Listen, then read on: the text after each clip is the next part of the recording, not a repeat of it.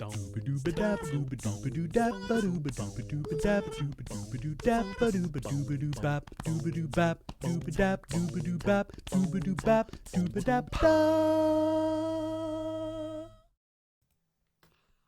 everybody.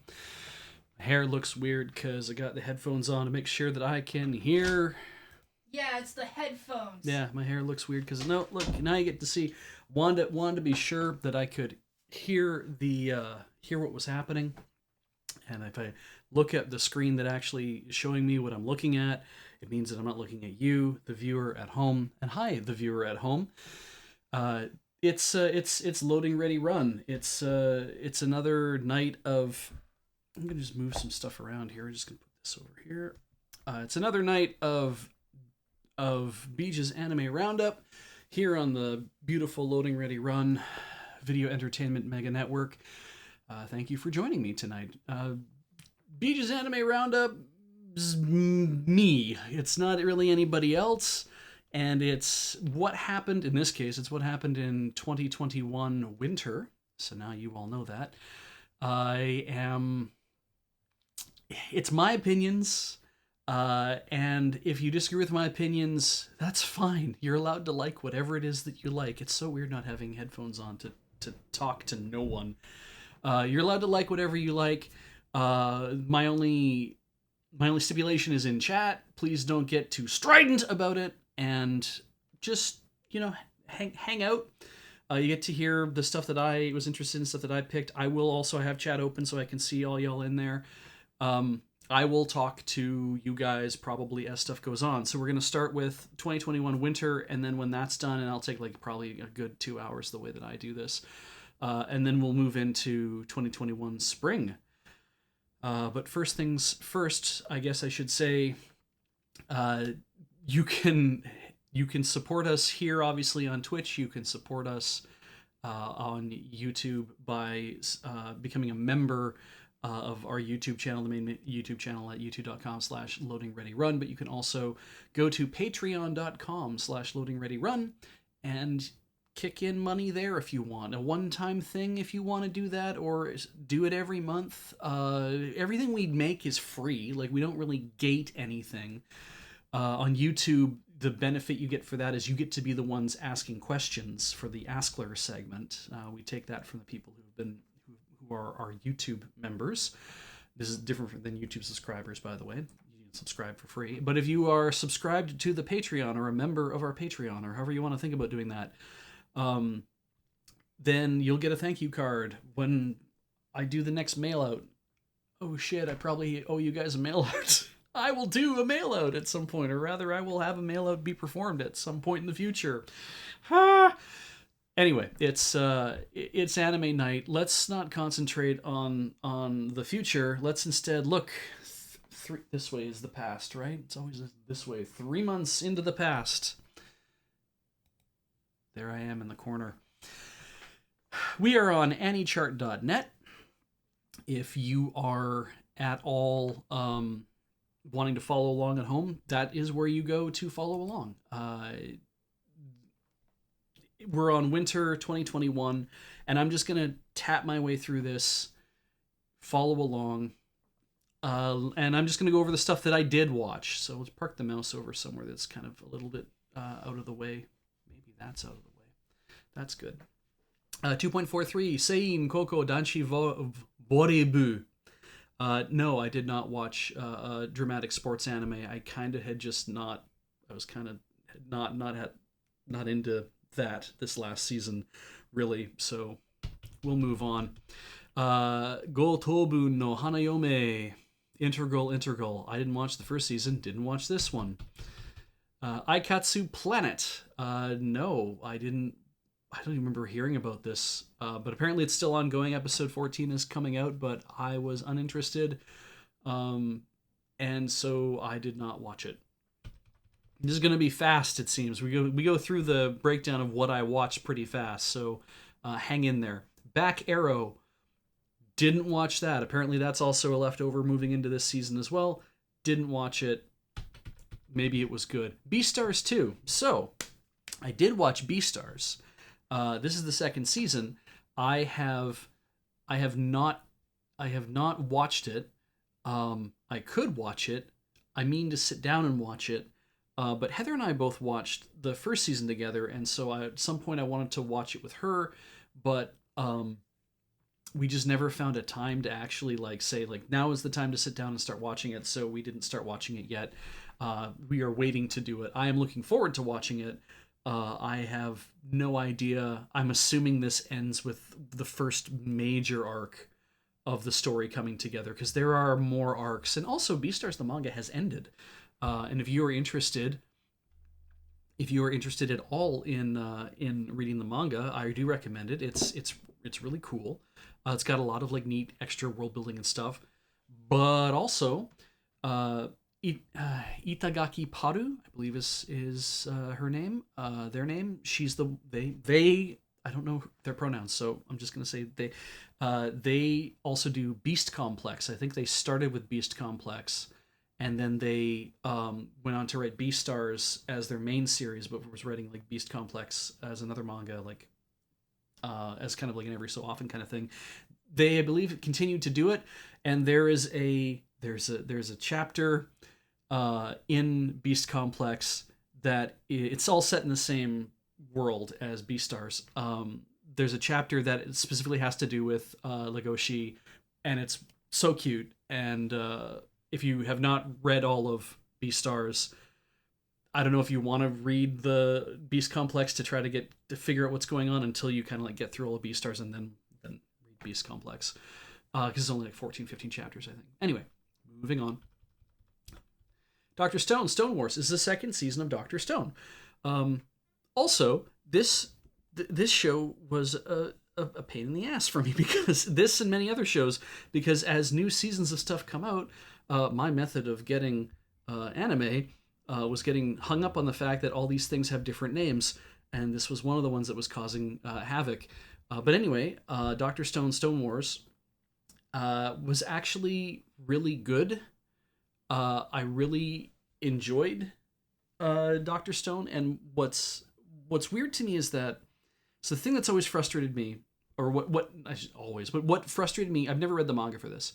I hear it's supposed to be fantastic, but God, it's Boichi, which is the same guy who did Sunken Rock, and I read like 100 chapters of Sunken Rock, and I had to nope out finally because I'm like it's very violent, and I'm just not. I finally hit a point where I'm like, why am I don't want to have all that violence to deal with anymore, and so I just have kind of like hard noped out on a lot of Boichi's stuff. But man, it's all the character design is right there. So anyway, what has frustrated me with Dr. Stone is that it's I wanted it to be a story. It's an action adventure comedy sci-fi. It's like this is man versus nature. Like that's what this is. It's a hard reset, and you have you have everybody either being from way in the past or being like stone people who live now, whatever. But I was like, there's so much good in this idea of let's take this incredibly smart high schooler and give him a few people to kind of help him work and then try to make stuff. And once you make the stuff, and if you, he's like, I'm going to reboot all of civilization as fast as I can. I'm like, sure, that makes sense. But why not like why not let it be man versus nature, right? You're going to have little skirmishes and people disagreeing with stuff, sure, whatever. But why did it have to turn into a goddamn fighting anime? Like is what frustrated me about the first season, right? It's like you're going to have to fight in a tournament and show that you're the strongest whatever, and I'm like, I don't want to deal with this. Like it'd be one thing if it was more JoJo than why did I think of Flame of Recca as a fighting anime all of a sudden, even though that it essentially is? But it's like, why was it that? I wanted it to be, I wanted there to not be tournament arcs. I wanted there to just be like, I'm doing a thing. And at least in JoJo, when it's like you have a showdown between two people, it's like they're not fighting in a tournament thing. That's a little more Rurouni Kenshin. If you have watched Rurouni Kenshin in the past, the Kyoto arc in Rurouni Kenshin is largely a tournament arc, and yet it's weirdly interesting because it's like three different people running through a giant house estate whatever, and they all get separated and they end up having to fight different people in different rooms. But every time they go to fight one person, it's like they're about to face off against the other guy, whoever the enemy is, and then the enemy gets like an episode or 2 episode long flashback to give you a sense of who they are, and it always felt like, okay, we're gonna give stakes to both sides, and I could kind of get along with that a little bit better. And then in something like JoJo, it's like it's just always 10th dimensional chess with these guys, right? It's always about I did a thing. Well, I did a thing 3 minutes before you. Well, I did a thing a minute before that. And I've been thinking of doing this since I got up in the morning. Like it's always that kind of play, and it's always stupid, and it's great because it's so ridiculous. And I even when there is a fight, I still have to be like, hang in there. They're gonna do the dumb thing, which makes the fight worth it. That's all you gotta do is just kind of get through the tension of the fight. Why do I have to deal with the tension of the fight? So, in the second season of Doctor Stone, it was more.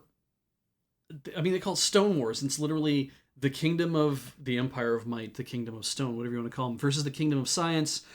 And yet, all the conflict, there was a lot of there was some fighting and action and stuff because you got to sell that somehow. But there was skirmishes between like one or two people.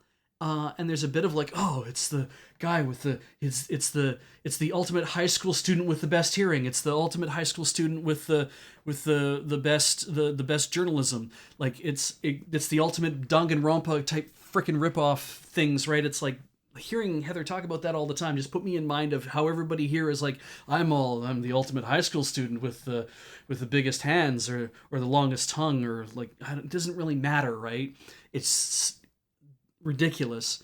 But anyway, it actually turned into something that was really interesting, and then of course it had some pathos and some payoff, and I was like, okay, fine, I can accept Stone Wars. If the whole manga is like that, that's pretty cool. I do wish that it doesn't mean that this has to be the goddamn case all the time, but then again, it's very popular and therefore it's shonen manga and it has to be that. So that's what it's going to be. And all I wanted was just high school students who know an awful lot or are strong in certain ways, and they're all trying to rebuild this world, and they're all trying to like push technology forward. And it's like, and I'm like, why not just do that? That's interesting in itself. How does a guy make a cell phone from scratch when he's not thinking about getting murdered by the dude who's trying to murder him, right? It's like, why not just concentrate on what that would take to make a radio from scratch? That's kind of interesting. But no, we got to have this pressure and whatever. And I'm like, I just didn't really want that. I guess I just want to watch like Connections, I just want to, maybe that's what I want to do is do that instead. I don't really want to watch this, but whatever. Anyway, I enjoyed it. And if there's more, I will probably watch more. And then I will be like this same reaction all again. Let's move on. X-Arm. I didn't watch this, but I have heard some stuff about how something went horribly wrong with this show. And I don't know what it is. And I don't really care. But it's the only thing I know now about X-Arm is that something terrible happened. And that people have been like, X-Arm is like, I'm gonna make the worst show that ever existed, and apparently this season there's one going, hold my beer. So don't know anything about this. Gekidol. Yeah, have a drink.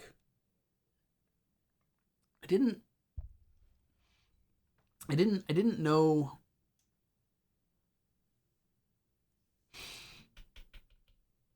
I didn't know what to make of this from reading it, and I think that was just I think that just was kind of kept me away from it. So we'll move on. Hataraku Saibo Black. Okay, so Heather and I are watching Cells at Work. Hataraku Saibo, and Black comes out. Code Black. Cells at Work. Code Black. So this comes out, and I'm like, hey, do you want to watch the first episode? And I believe we did. Excuse me, we did together. And she decided that this was not to her taste because it is very bleak. It is, I mean, action drama. Why am I doing this? Action drama, sci-fi. The comedy part is what makes Hataraku Saibo like fun. You know, even when there's like, oh, there's a terrible thing happening, it's still like, well, it's a little bit more lighthearted though, and that's not a bad thing. This is not lighthearted. This is a bunch of terrible shit happening. And Heather was not in the mood, and so I watched another episode of it. I didn't get to the erection episode. That's I think the third episode. I plan on watching the rest of this at some point, but I just haven't also been in the mood to watch it. But I have liked it, um, and it just feels like, yeah, this feels very much like a part of the same universe, just, you know, a different body. And that's kind of cool that you can come up with these things. I think there's probably even room for other um other shows that would be like based in other people doing other things. I mean, yeah, anyway, it's fun. This is darker, so. And then Hataraku Saibo, bang bang, two exclamation points. Second season, we watched the first season. Heather did like it but didn't want to watch anymore, and so I ended up watching all not all of this. I watched 6 episodes of the 8. I'll get to the other 2 eventually. I liked it. Horimiya. They did such a good adaptation, and it's interesting too because at one point from a while ago there was a Hori-san and Miyamoto-kun OVA. I think it's 3 episodes or 4 episodes that came out. And despite having very rough animation, nowhere near the kind of like this is very pretty, right? This everything else is this OVA was more like solid colors and stuff like that. But it still kind of captured the essence, I felt. But this is a much nicer looking show than the OVA was. As I think the OVA was probably a more low budget thing that they were trying to make something to reflect this. But the manga for this is really good. It's still, I think, still publishing chapters, despite the fact that it's technically over. It's just that we had some time skip. We were concentrating on some other characters doing some other things. But it's people are like Kumatsu says, I haven't watched through the end, but the emotional beats in Horimiya have been spot on. And really, that's I think what is so great about this show is that I was trying to nail it down in my head. I'm like the romance is fine. It's good and it's fine, and it's the kind of thing that, you know, it happens. I mean, if you haven't seen it, it happens halfway throughout the series essentially that the two of them actually start to like date that they actually like reveal the fact that they like each other. And the way they translate it, like at school, Hori is a that's our lady here. She is a prim and perfect social butterfly, but the truth is she's a brash homebody. And the thing is it's not that simple. This isn't Karashi Kanajo no Jijo. This is just about people when they're at school being one way, and when they're at home, the other way is more prevalent.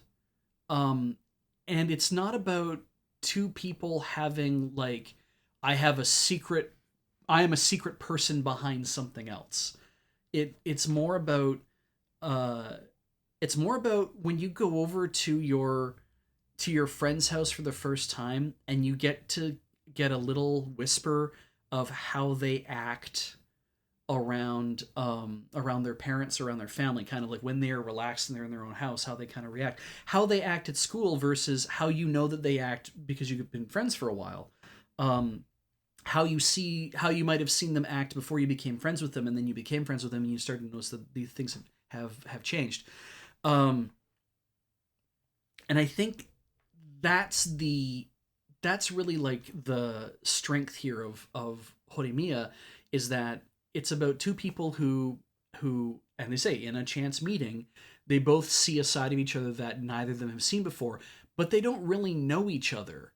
They have never talked at school and they don't really like know anything about each other, but they just happen to see this slightly different person, and by means of that could have just been like and then just deflect off each other and go, oh, you're different, and then go. But because Hori's little brother, Miyamura, found him hurt on the street and helped him back to his house, and the little brother's like, no, stick around or whatever, and like whatever, and because they had to hang out just a little bit longer and they had to spend a little more time in each other's soup, it was like this sense of, oh, you're different than I expected, and Miyamura is a different guy than what Hori expected, and that made him interesting.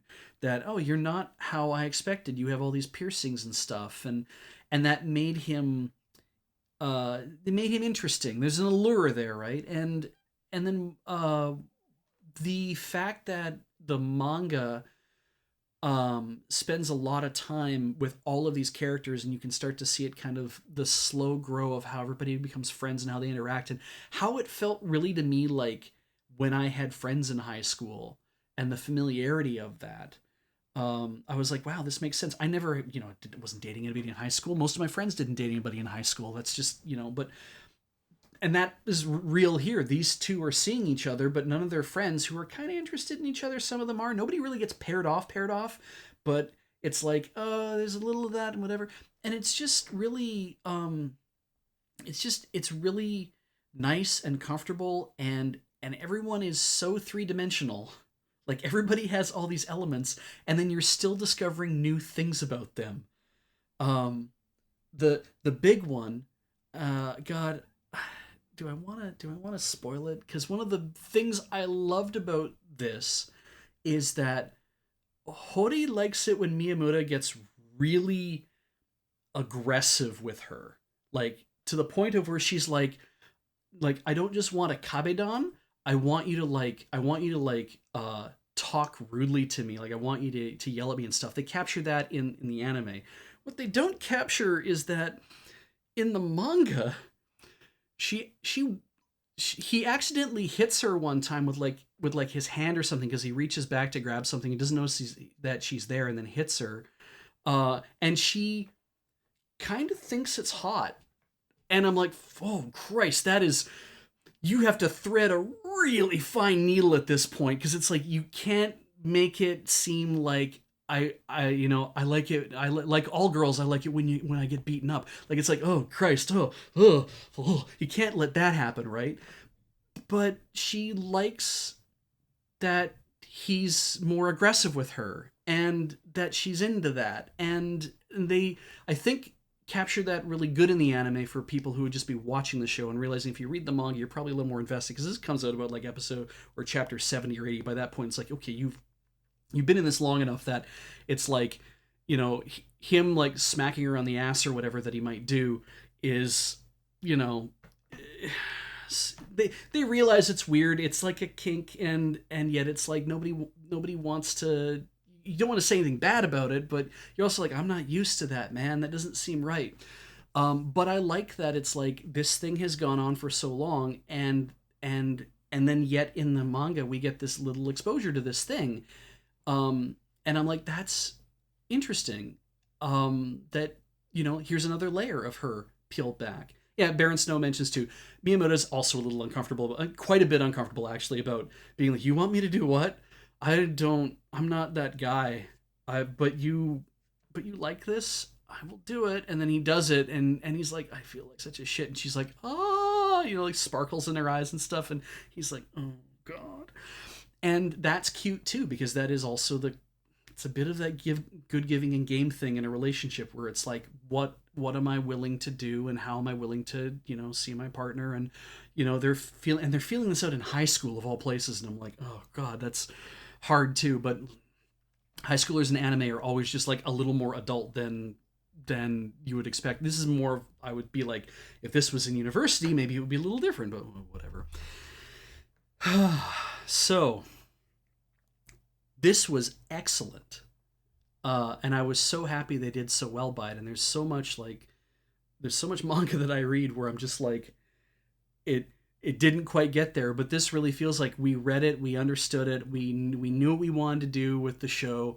There's so many great moments that they decided to put into the anime, and as a treat for when you're watching at the end, you're going to see snapshots in the anime style of what they did throughout their, because this ends with their graduation, what they did throughout their like the year of high school. So there's like the, I think the sports festival and stuff. There's like some things in there, and it's like we never see any of that in the series. There's lots of, and then I realized I'm like all of these snapshots are actually shots from the manga that have been turned into the anime style to give you a sense of there's more stuff that they did, but these chapters, you've seen these chapters from, if you've been reading it, you've seen this before. It's from chapters that never made it to the air. And I love that it's like the sense of, we wanted to give you the whole story, the 160, 180 chapters, however many this is, and we're going to give you chunks of it to kind of give you the best representation of what's going on in the show. And the show ends in a way that I believe reflects exactly how the manga ends as well, which feels great. You know, didn't have to make an anime original ending, or didn't have to be like our fight will still go on, none of that kind of stuff, which would be funny for a shoujo manga. But anyway, watch this. It was really good if you're into comedy romances. It feels so much more than you kind of, God, I gotta say, this is not, we're gonna go back for a second, this is not Kimi ni Todoke. Kimi ni Todoke was so good, and I really, really enjoyed it. I really wish that they managed to put the last little bits of it to anime as well. But everything about that is, it's one person's story, and then it becomes a few more people's story. But it feels like, a big fluffy mochi, right? Like a big daifuku or whatever you want to call it. It feels that good because it is very much like a shoujo manga. This feels like it's a high school comedy, slice of life romance, like we see in the tags, and it feels like everybody's got their reasons, everybody's got things, everybody, and there's lots of characters. Everybody feels like a three-dimensional character, and you believe that all of these people exist. You get to see how they all, and it always feels like the conversations they're having with each other must be real. That's the thing that gets me. It's like there's no real drama. Everything feels like it's real. Everything's real, and the real things are happening, and they're real. And I guess part of that too is that nobody was really out to try to like win Miyamoto over, and no, there weren't people out there who were trying to like break up the relationship. There are people who are hurt by the fact that these two were in a relationship, but it wasn't like, I need to bust up your relationship and do all sorts of things. It's like that was never really in the cards for this. This is just about two people meeting each other, both of them whom happen to be like quite attractive, and they both happen to be right into each other, and we move on from there. So anyway, Hortensia Saga, didn't watch it, didn't think about watching it. Idoli Pride, didn't watch it, didn't really think about watching it. I Star Chu, halfway through the Idol, didn't watch that, didn't think to watch it. Jakuchara, Tomozaki-kun, or bottom tier character Tomozaki-kun.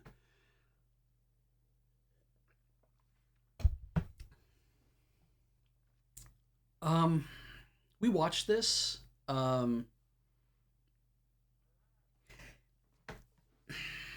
It was good, but I wish it had been more. And it definitely felt like, it's just, I know it's his light novel, but really it felt like dating game. And also, but the light novel thing, I'm like, it felt to me like there was so much, it felt to me like the writing was coming straight out of a light novel. It had these moments that just really felt like the Monogatari series to me. Just a little, it's like, I'm going to monologue for a while and do a thing. There were some really good episodes in the middle, and there was some, and I think there's some really interesting ideas here. The whole point being that Aoi, the redhead who's on the right of the thumbnail there, she's all like, okay, let's ignore all the pretense of like, we face off against each other and fight and do whatever. The meat of the show, I think, revolves around the fact that she says, you don't like to live life, and that sucks because you could be worth so much more if you just did, but you're not willing to do that. So I'm going to teach you all the tricks that you need to do to actually do it. For example, you're going to put a mask on and you're going to smile all day, even though people can't see. You're going to train your face to always smile. So you're just going to smile all day behind a mask so it doesn't look weird. Okay, cool. You're gonna record your voice every time you have a conversation. You need to know what you sound like. So at home, you're gonna have conversations where you're recording your voice.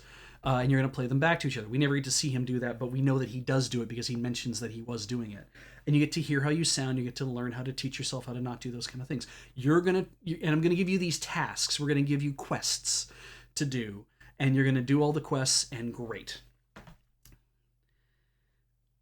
And then watching him interact with other people and being like, oh shit, dude, that you might not have wanted to, with the cool guy, you might not have wanted to be like try to like poke him and tease him, but it is for a light novel, so we know it's got to work out somehow. It doesn't just like he doesn't end up hating you. It's just that it's like this is good for some reason. It's gonna get the other guys to be like, oh cool, Tomozaki's got a pair on him. That's awesome. You might not want to just yell at a dude that he's got a small dick either. That's not cool. Um, Especially after everyone's seen how big your dick is. Yeah, that's a weird episode. To kind of be like, whoa, what's happening now? Oh yeah, we all get in the hot springs together, and man, Tomozaki's like got like a baby's arm, and meanwhile the dude who's too cool, is clearly he's tiny. He's tiny, not even small or like average size. He's tiny, and I'm like, wow, what a weird thing to throw out in the middle of the show, but fun because it's kind of it in a way. It's the spiritual partner of Kyoko-chan, look at how big yo titties are getting. Let me grab those and do those. Yeah, don't do that in the hot springs. Oh, we are all doing this in the hot springs now. That kind of shit. I'm like, that was great because it really felt like, you see this? This is what this is like. When women are watching this, they're probably the thing. They're probably all thinking the same thing that we, the guys, are thinking as the dudes are all talking about the sizes of each other's dicks in the hot springs. In that nobody does that. It's impolite, and we're not looking. We're not trying to figure it out. So we don't do that shit. And it was great because it was like I felt like, oh my god, this show's actually being kind of transgressive. That's pretty cool. I wanted it to end differently, and that's not the show's fault. That's my fault. How I wanted it to end was basically for him to say to Aoi, it's like, no, seriously, f you. Like everything you're teaching me is there tricks so I can look like I'm being a better person in whatever than I am. These things, they're all exercises, and that's great, and a lot of the exercises are important, but you're literally telling me go out with a girl because she seems interested in me, but I don't know if she's interested in me, and I don't know if I'm interested in her. But you're telling me straight out, it's like that's not the point. The point is you have to start dating that girl because that's the assignment I gave you. And I'm like, that shit's not okay. And you start to realize that she has her own problem. The fact that this is near the very end of the series, so I'm spoiling stuff, and I kind of don't care because I don't know if the show really deserves that I not tell you these things at this point.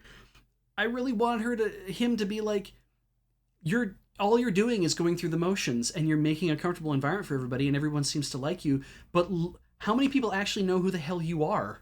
Because even I don't know who the hell you are, because I can't trust, even when some guy tried to talk to you because he was interested in you and he wanted to have a real conversation with you, he tried to have a real conversation with you, you didn't want to drop the mask.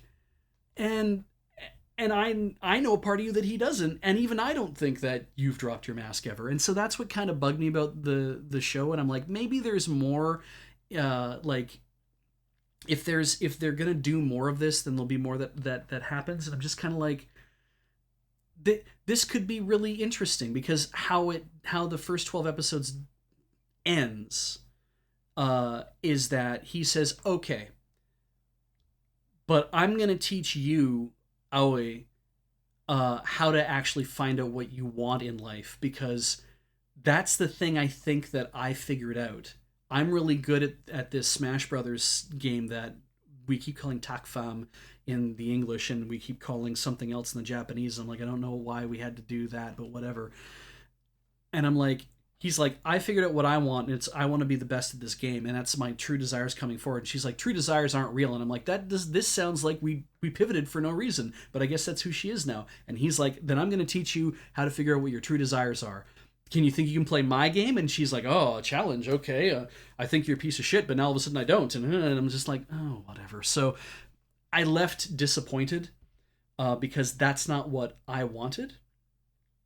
But I can see also the value in the story that they laid out, because I also think that there's a lot of really interesting things that they get into. And for a show that's kind of My Fair Lady-ish, the fact that they get into more of this stuff does mean it's interesting.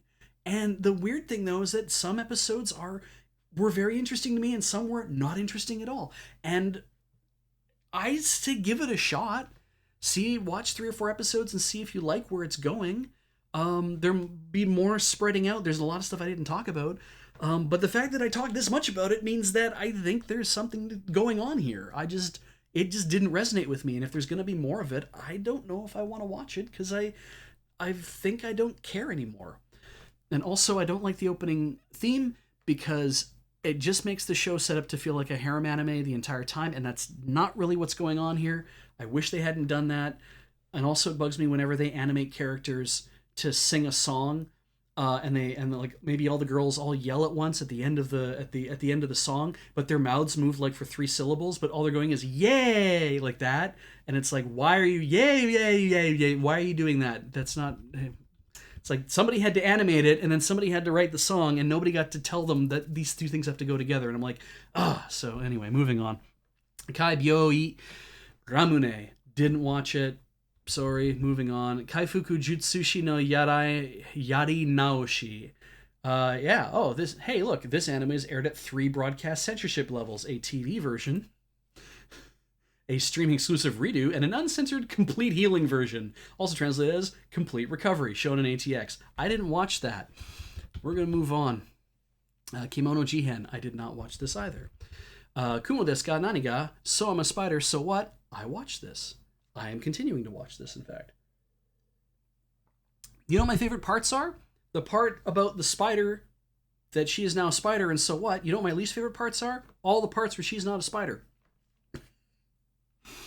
They're probably part of the story, like all the rest of the story. Like, see everybody that you can actually see on screen right now, because below the Kumo desu ga part is the actual spider, but you can't see that the spider down here, our main character, our friend down there, Kumoko, that's what they're calling her.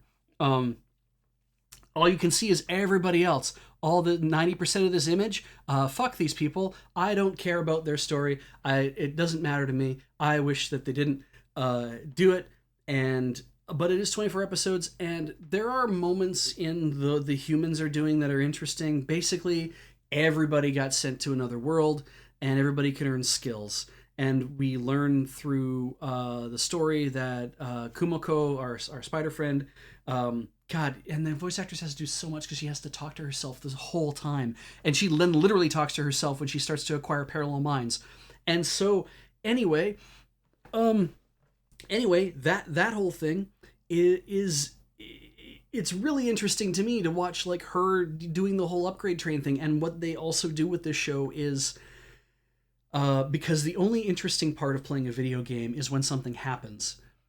That means that any time spent in between where nothing is happening is uninteresting. So therefore, 2 or 3 times an episode when we're following Kumiko around, she is going to level up and gain new skills. Why? Because that's the most interesting thing that's happening when you're in a video game, is gaining new skills and doing whatever. And that's hard because it always feels like it's just like, oh, well, power creep and stuff like that. I'm like, yes, but you can't. It's harder to tell a story when you only have like X number of episodes to tell it in, if you have to show the in-between parts, unless the in-between parts are really important to the point of the story. And I don't know if they are or not because I'm not reading the manga. So all of the human fantasy stuff is largely about, well, there's these humans and there's elves, but there's also all the demons and there's like this jackass prince dude who was this is good in its own way because the the main blue haired our Marth in the center here. He's the good natured main character, but not a main character because he's not the main character, but he is the main character in any sort of like natural high school thing. Like, I am a nice guy and everyone seems to like me, and that's okay.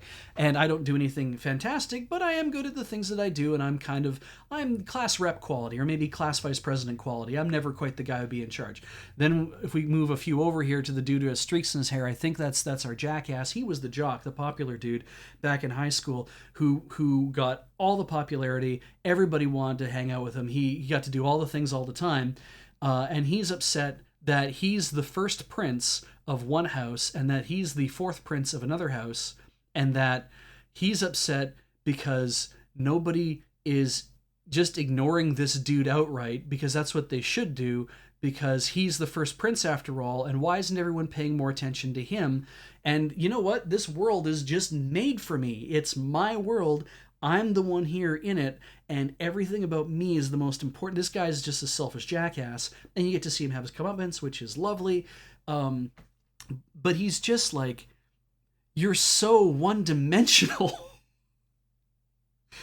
And I can excuse a Marth, and that's, have your Marth if you wanted, but I'm just like, God, some of these characters are just so one-dimensional, but I realize that you have to make them that way because this story is largely uninteresting except for the part that we need to know a little bit about it, I think, because Kumoko's on her way to becoming the next demon lord with all the powers she's gaining, and we also learn that gaining skills and powers in this world is actually really dangerous for some reason, and the elf girl who's actually their teacher, who was reincarnated, because like 30 people, the whole class got reincarnated, and they all got in different whatevers, and some people have died because that's what happens when you get reincarnated. Sometimes you come back as an animal that gets slaughtered and eaten or whatever the hell. So she comes along and she's like, yes, don't get skills and powers and stuff, because I don't want to tell you why, but don't do it, but I don't want to tell you, I don't have time to tell you right now. I can't tell you right, but don't do it, because there's a thing, but don't do it. Whatever you do, don't do it. Kumoko, I'm going to have all the powers and be the demon lord. And I'm like, cool. Awesome. That's neat. But I'm going to keep watching it because I kind of interested in see what she does. And the fights are interesting. When she has a fight with, her fights sometimes really are fifth dimensional chess, where it's like, I prepared for that 3 seconds before you tried to stab me. It's like, okay, cool. So anyway. Oh, and Scoomy says the only interesting thing in the not spider part was the Earth Dragon girl. I have to agree. I like the idea that the Earth Dragon is a girl who I believe used to be one of the popular girls. She got reincarnated as the Earth Dragon, whereas Kumoko used to be one of the incredibly unpopular girls, or maybe the most incredibly unpopular girl in the class. And she got made a spider. And so it's like, it's fairly random why anyone got allocated their positions. But I do think the Earth Dragon is kind of interesting. So anyway, I watched it. I'll continue to watch it. Log Horizon, never seen it, didn't watch it. Oh God, how much time do we have? Oh, okay. So I'm 45 minutes in. So I have another 45 minutes to talk about Maiko-sanchi no Makanai-san. He said as he had a brief, there's new candies. I could have a new candy if I want to. You can hear me sucking a candy for a while. Oh, if you're not reading Maiko-sanchi no Makanai-san, or The Caterer at the Maiko House, or Kyo in Kyoto, which is what it's known as on NHK World, the app. Go get yourself the NHK World app, and you can watch this for free. You're going to have to click through a dozen different, it's all in English to find the things, but you can click through a bunch of stuff and eventually you'll find this. And every month we're getting a new episode. And boy, do they not have a budget. And it's cute. The manga's amazing.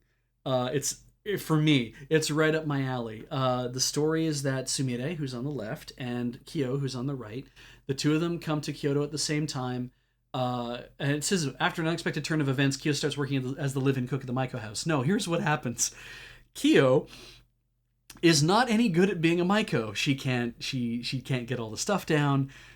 She doesn't really have like the kind of talent, I guess, or whatever you want to say, to actually do that kind of thing. Whereas Sumire is a hardworking girl, and she wants to do this, and she's very smart, and she's very apt, and she works very hard. And Kyo just kind of she's trying to do it, and she just can't, and so they're like, I don't think you're gonna make it, Kyo. That's too bad, and sorry about your bad luck. And it's like, oh, but we're two friends that have never been. Oh, Terraspidomorphi asks, what's a Maiko? Right. Okay, a Maiko. So they're a Geiko, say geisha, but Geiko and Maiko, and they're primarily in Kyoto, and there are other in Yoshiwara district outside of Tokyo. There's the Geiko are known by a different turn of phrase and everything, but in Kagai and in Gion, there's different districts where the Maiko and the Geiko live, and Maiko are junior Geiko.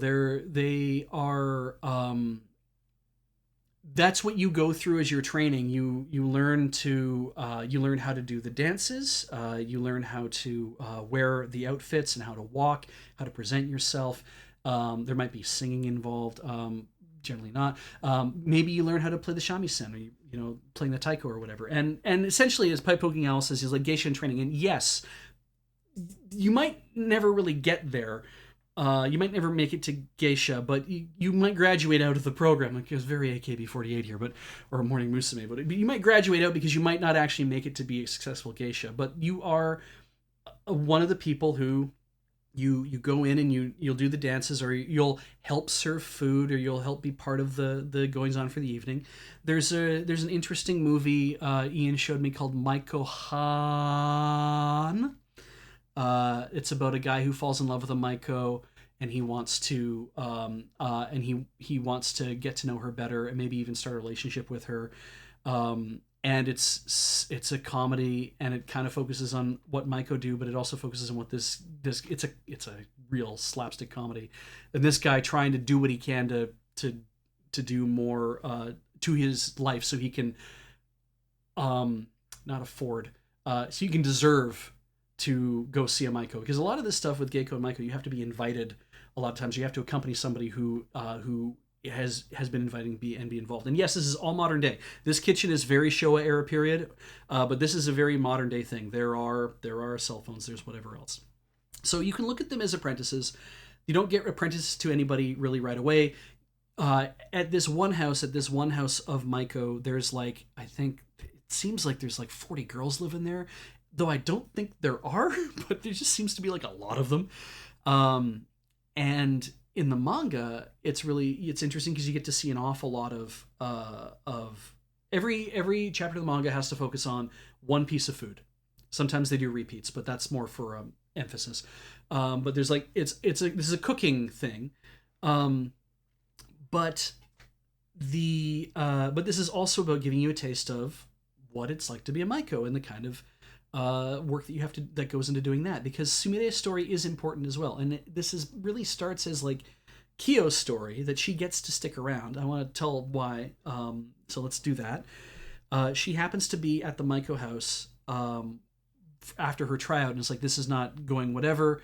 The previous caterer, the live-in cook who lives there, or doesn't really live there, but because I think she got to, like, she has a husband or whatever, and she lives on her own somewhere else in Kyoto. But she ends up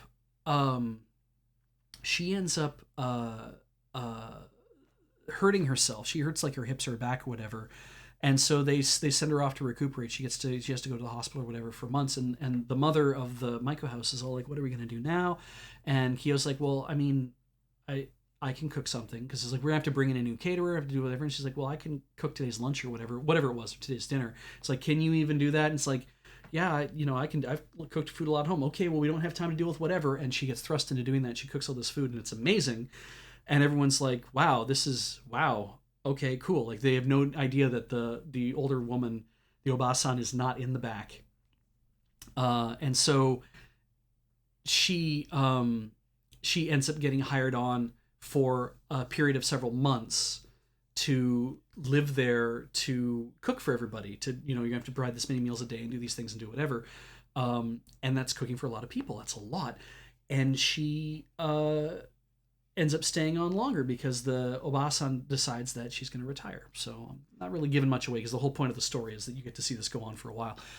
And you get to they're 16 years old in this. So they had finished middle school, and this is like, rather than go on to high school, this is what they decided to do.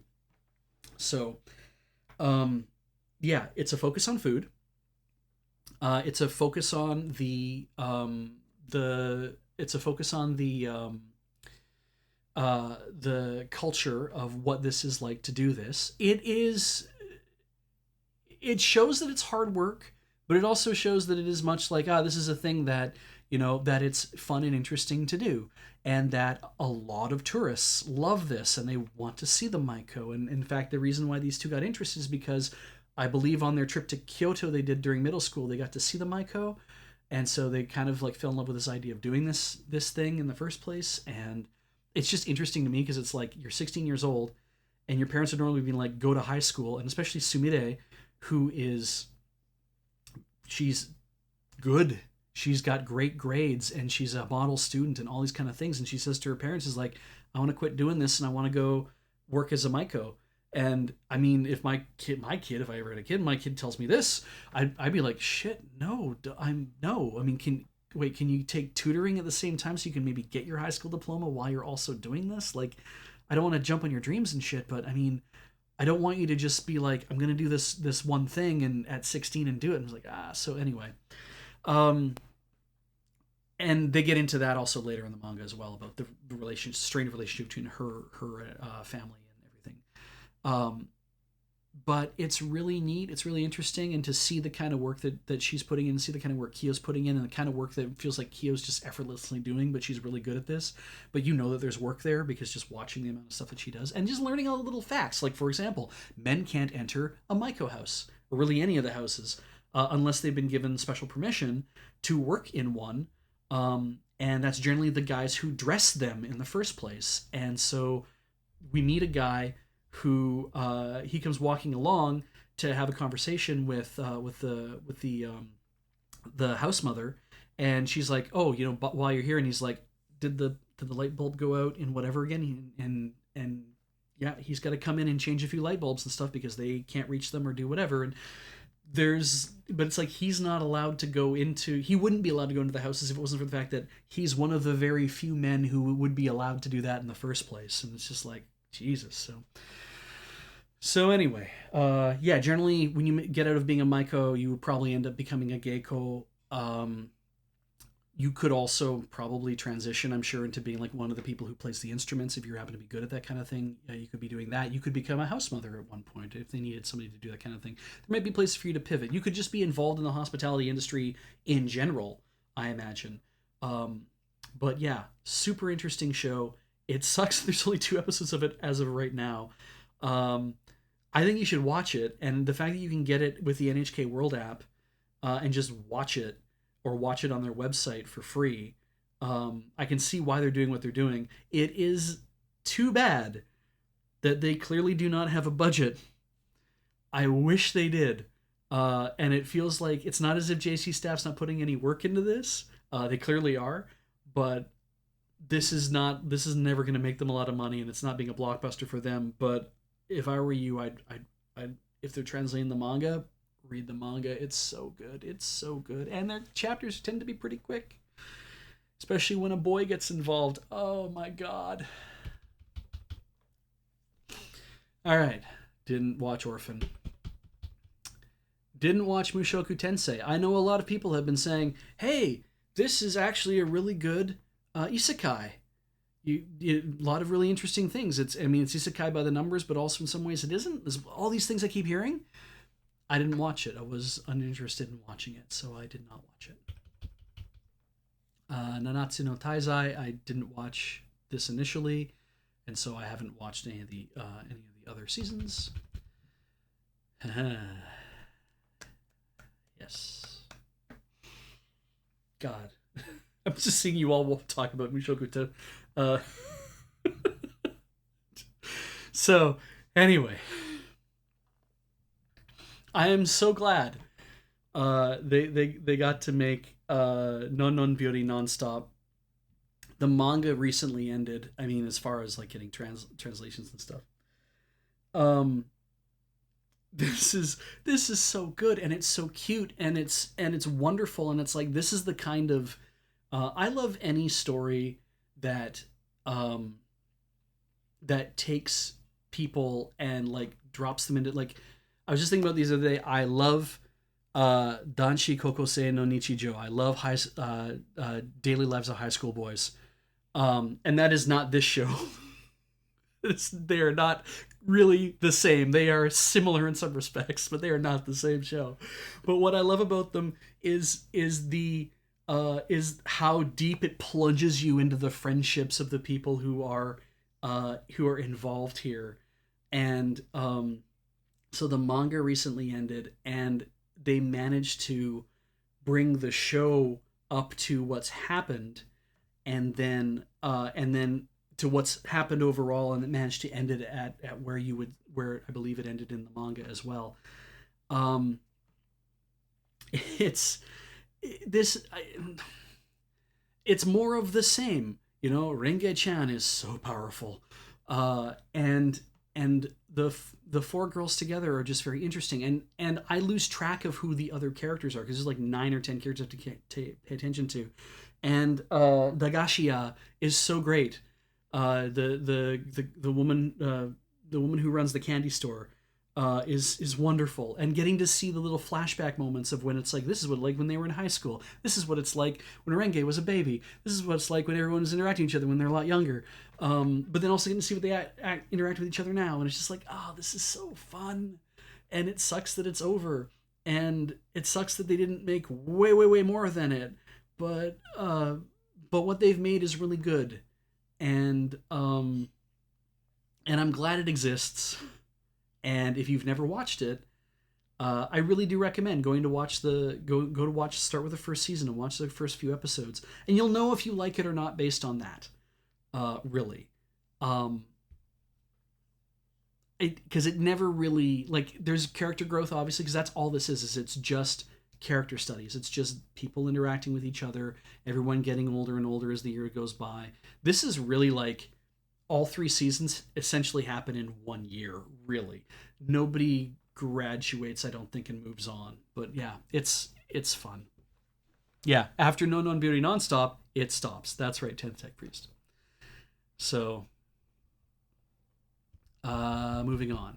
Oredaki Haireru Kakushi Dungeon. I think I'd mentioned that I was thinking of watching this. No. Wait, it wasn't this one. It must have been a different one. So I didn't watch this one. Preto no Kizu, I didn't watch that. Wasn't really interested. Re Zero, second season part 2, second crew of the second season of Re Zero. Didn't watch it ever. I know there's so many hug pillows of this out there. So I imagine some of you probably watched it. I hope you enjoyed it. Shinchuka Ichiban 2, didn't watch the first one. Shingeki no Kyojin, I didn't watch that ever. Show by Rock Stars, didn't watch that. That's 4 things. Skate Leading Stars, another drama sports thing. Wasn't really interested, so I didn't watch it. Skinfinity. I didn't watch Skate. I'm sure if it was fun, great. I hope you had a good time. Let's see. Soko Musume Senki, didn't watch that. Powered Armor, lots of bare asses and thighs. All right. Tatoba Last Dungeon. This is the thing, all the things that have dungeon in them. Right. This is the dude who lived next to a dungeon, but it was the most dangerous dungeon, and he trained there, even though he thinks he's weak as a result. I think I was thinking about watching it, and I never did. So, didn't. Ah, yes. Tenshi Sozo Design Bu, or Heaven's Design Team. It's so weird from a theological standpoint. It's a really weird show. And maybe not the thing to show anybody if they're like evolution only, like that kind of thing. It'd be funny to watch this, like, um, it'd be really funny to watch people like. I think it would actually been really funny if it showed them like making things and showing the evolution of how something like developed or whatever. But uh, yeah, this is a lot of fun. So God, has a heavens design team. He has an agency that creates made to order life forms for their client God, and it's just a voice in the sky. They live in the sky, and they have an island called Galapagos, which is their tester island where they just drop shit all the time and they re-terraform it over and over to try out new designs and stuff. And they make animals that, excuse me, that we see in the modern day, largely, not always, but largely. And he'll like Kami-sama like calls up and he's like, I want God, what's an example of something weird that he did? Because they're always weird. I want an animal that can live forever, or I want an animal. Give me something that can uh, only has one hole or whatever, like that kind of thing. And what's great about it is that because nature is so varied, um, they get to talk a lot about, like, you get to see the process of, well, if I had this one thing, how do I if I had this one requirement and I had to make an animal that worked like that, what would I start with? How would I do it? And like some characters have favorites. Like one character, her favorite thing is birds, and one character made the horse, and one character made the snake, and they're all kind of in love with doing those kind of things. And so it's like if I can only concentrate on, like, I had these starting points, I have my masterpieces. So how do I uh, how do I iterate on these kind of things and make something new or make something different? As Doodles points out, they didn't do the platypus, they did naked mole rats, which is a great episode. Um, and they're always meant as kind of like surprises, like when you get to see what happens, like an animal they created, and it's like this is what happens with the animal. It's kind of surprising because you're like, what about an animal that's like X? And then you see this iteration, and all of a sudden, boom, they land on the otter, and you're like, oh yeah, shit, I that makes sense. Benobi points out the way they show how a unicorn and a pegasus can't exist is hilarious, and it's true. There are animals that they'll create that are like, oh yeah, I know what that is, and it's like, right, but that could never exist like that because of these problems. Because the square cube law is. Let's talk about the square cube law is, and how why animals will have giant ears and why they would need to have that kind of thing, and you build on that knowledge as it goes over and over and over, which is interesting because it's a very strong biological components to making sure all these animals can exist. To be like, well, this animal can't exist unless we give it massive ears. Like an elephant has to have massive ears to act as heat sinks for the rest of their body, otherwise they generate too much heat. But that's something that evolved over time. And in the way that they're making these animals, they are forcing evolution in certain ways. They're drawing things, they're pulling stuff out, they're doing other stuff, and they're being like, well, we'll give you this for this reason, we'll give you that for this reason. And it's like, yeah, this is what happened if you could just be like, well, I'll push this, and I'll push this, and I'll push this. And it's just really, you learn a lot about biology. You don't learn anything about evolution. So it's real weird that it's like such a strong scientific basis, and yet it's like, well, we can't talk about it as we can't mention a thing at all about how this is a natural process and how they evolved to this point, because it completely ruins the concept at that point. Because they would have just been like, we just threw a bunch of amino acids into the ocean and eventually they form proteins or whatever, right? So, and moving on. Okay, I haven't watched Reincarnated as a Slime. I've heard it's great. Oh yeah, I love this. This was a lot of fun.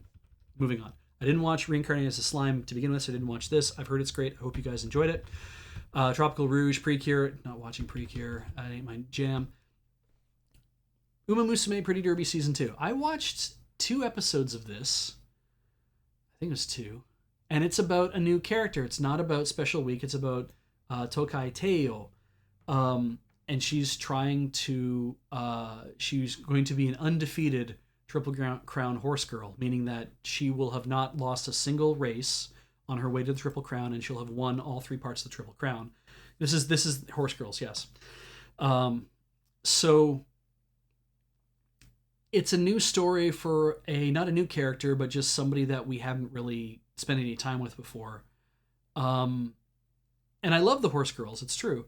But I watched 2 episodes of this and just kind of felt like I don't know if I care that much. Like I want to, but I'm finding that I'm not. So I'm wondering if I need to like watch a couple more episodes because they've really built up to they get to the point of, well, there's the 3 races that she's trying to win. And it feels like they're going to get that done in the first few episodes and then be like somebody else's turn for a story and somebody else's turn for a story, I think. But so I just haven't really felt like I felt like I haven't really wanted to sit down and actually watch it. So anyway, moving on. Urasekai Picnic. Mean to watch this. Haven't decided to watch it yet, but I think I probably will. I know there's lots of other stuff waiting to be watched as well, like for this coming season. I just haven't gotten around to it. We're about an hour in, so I'm gonna have to take a break here pretty fast, but we're almost done here, so that's good. Wave Surfing Yappe. I don't know where Oarai. Oh, it's in Ibaraki Prefecture. They're gonna surf either with their shirts on or their shirts off, and there's gonna be surfing, and everyone's gonna surf. I didn't watch this. I have no idea if it's any good or not. Maybe it's good. Wixauce don't play cards. Moving on. Whew. Okay, if you have not watched Wonder Egg Priority and you're meaning to watch Wonder Egg Priority, then you don't want me to talk about it right now. I think because I might end up spoiling stuff for you because I kind of want to get into that. So I would either recommend that you just put me on mute, wait for the commercials to run, or what. I don't think there's much else after this, or wait until I scroll on to something else, and then we'll get into that. And I'll try not to spend a lot of time here. So this is I thought this was a very interesting story, and Heather and I agreed that we would watch this first every night and follow up with something much more lighthearted, because it is a psychological drama / thriller in a way. So content warnings right off the bat. Suicide. Lots of suicide. This show revolves around suicide and death, specifically teenage girl suicides. It is weird in the way that at one point in the show they mention that when boys kill themselves, it's different than when girls kill themselves. Girls kill themselves because of heightened emotion, whereas boys make decisions to kill themselves based on logic. And I'm like, oh yeah, neat. And I'm like, I guess if you thought about it in terms of like when boys kill themselves, it's based on flawed logic, and when girls kill themselves, it's based on flawed emotions. Is that what you mean? Is that what you meant to? What the fuck? What? That is definitely I gotta be clear. That's like a one-off line that one of the characters says, and I don't think you're supposed to be listening to them too hard about what they're saying, because it's. But then again, they get passed off as like it turns out that they're kind of authorities, and I'm just kind of like, wow. So yeah, I would imagine that whoever wrote this story isn't a psychologist, or maybe they are, and holy shit, the state of psychology wherever it is that they teach, study, practice. Have a drink. But yeah, Scummy says an excuse for not showing boys in this sense. I'm like, I think that's probably the case, but or why girls are plugged into having girls that they want to save or whatever, or that they are the ones saving girls. But the idea being, like, when you read this is the story of an introverted girl whose fate is forever changed when she acquires a mysterious Wonder Egg from a deserted arcade. That night, her dreams blend into reality as other girls obtain their own Wonder Eggs. I discovers new friends, the magic within herself. That is a terrible way of telling you what's going on in this series. This series is dark. It's also lighthearted, because you have lighthearted moments, but it is dark in terms of what's going on.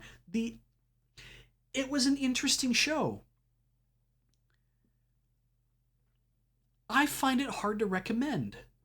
Um, I but I think it's interesting.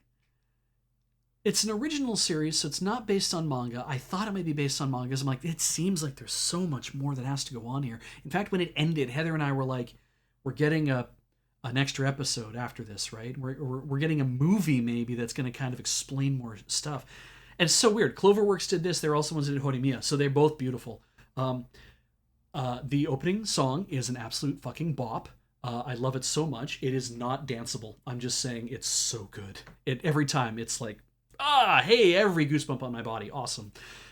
Very, like, you like Christmas music? You like the kind of thing that choirs do in Christmas music? Like, it's so good. Anyway, but yeah, opening theme is great. So this, though, is about girls who find these eggs. They get the first one for free. So we're like, this is a drugs story, isn't it? And it's like, well, it's not really, but they get the first one for free. And then when they crack the egg, and they go to sleep, or I think in the dream they have to crack the egg, or some, I don't really get how it works, but you're supposed to crack the egg at some point. I think you do it in your sleep. When you crack this egg that you get at the vending machine, you're in your dreams. You are immortal, and you're trying to save what was in the egg. In this case, it's a girl who killed herself. There are always girls who've killed themselves, and there are these. You're trying to save them. How are you saving them? Well, you've been given a thing that's a weapon in your dream. It's always the same kind of weapon, and there's a reason why these girls have killed themselves, and you have to save them from that. You have to save them from that thing that it was that is the reason why they killed themselves. And meanwhile, there's these tiny little fucked up things with weird ass masks that have knives or whatever, and there's hundreds of them. They're all running down hallways or running through train stations or wherever it is that is happening in your dream, and they're all trying to kill you and kill the thing that cracked out of the girl that cracked out of the egg. And while all this is going on, you're having a conversation with the girl, and you're trying to figure out what the hell is going on. And then the big boss appears, and it's garish and awful, and incredibly colorful. And there's so much color in this show. It's a beautiful show to look at. It is Madoka Magica quality, over the top in terms of how they use color and how and art.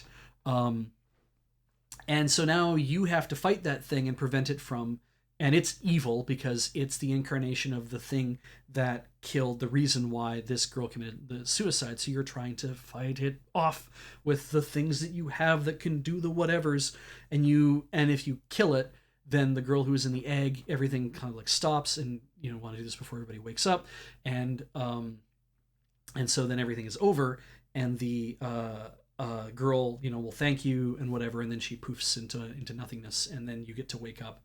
And the more you do this, it's going to cost you money every time to get a new egg. And the more you do this, why are you doing this in the first place? Because you, in this case, is a girl who has a friend who killed herself, and I doesn't know why, but she has not gone back to school ever since because she's been completely traumatized by this and some other things.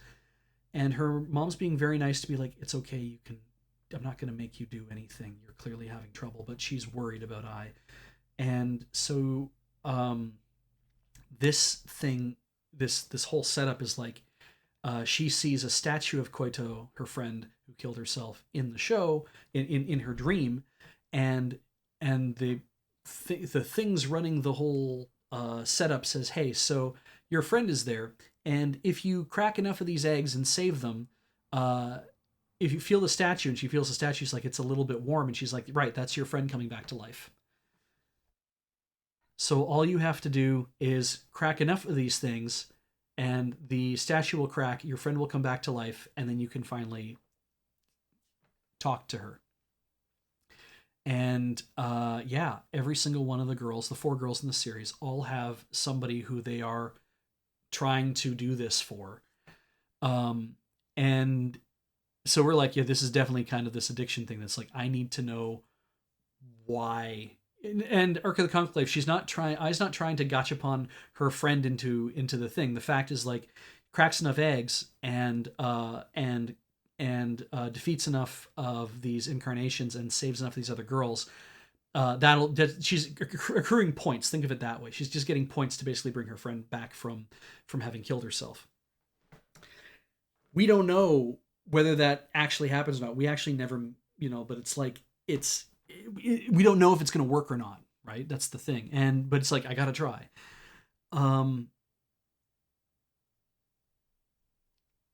So there's a lot to this show, and it takes drama very seriously.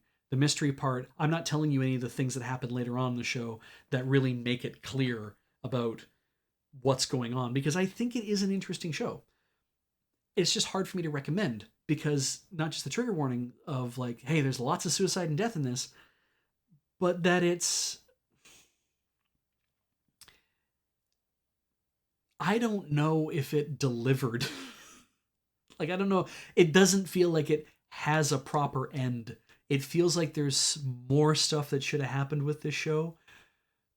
And if they were still making more episodes, or if there was a movie company, they'd be like, okay, I'll do that. But because there's no real idea, or maybe they do another cour later, I'm like, I don't know if I want to do that. And so, yeah, it's hard to recommend.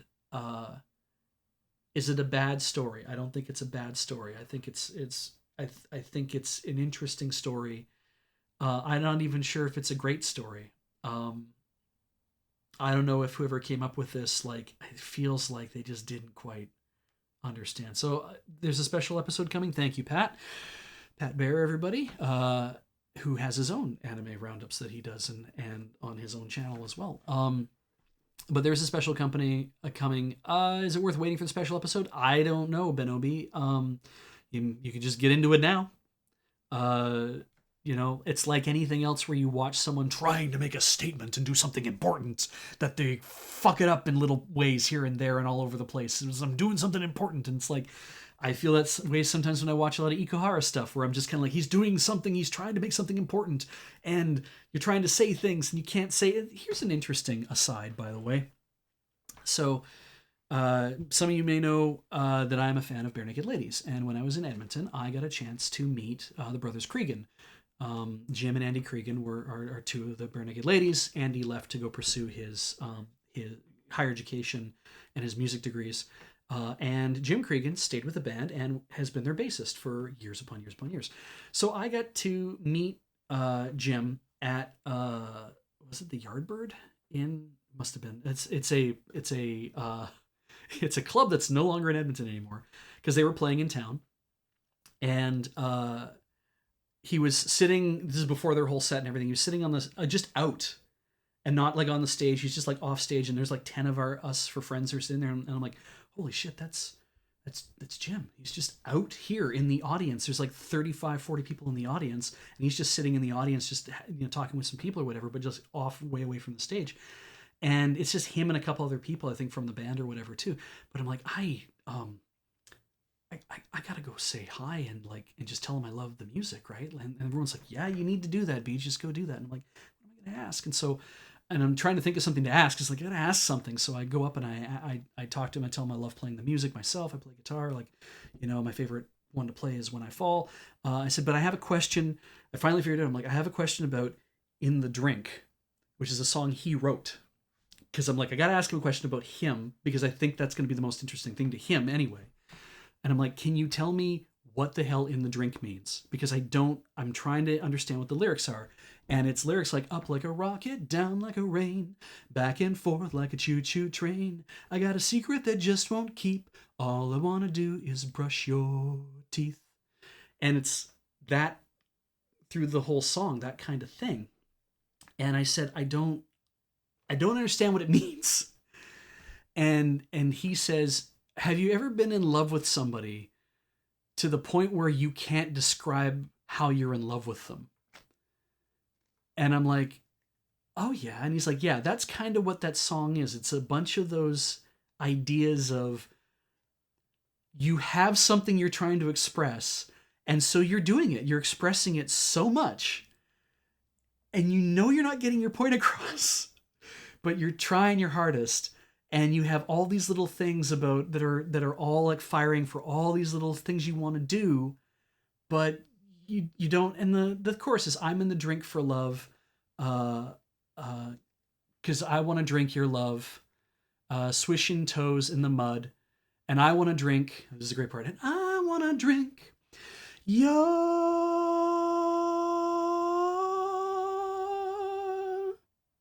blood. I'm like, is this a literal like vampire reference? And he's like, no, that's you don't know how to say it, but it's just so much. And I'm like, ah. And that's Wonder Egg priority to me. That this show is trying to say things, and they're trying to say so much.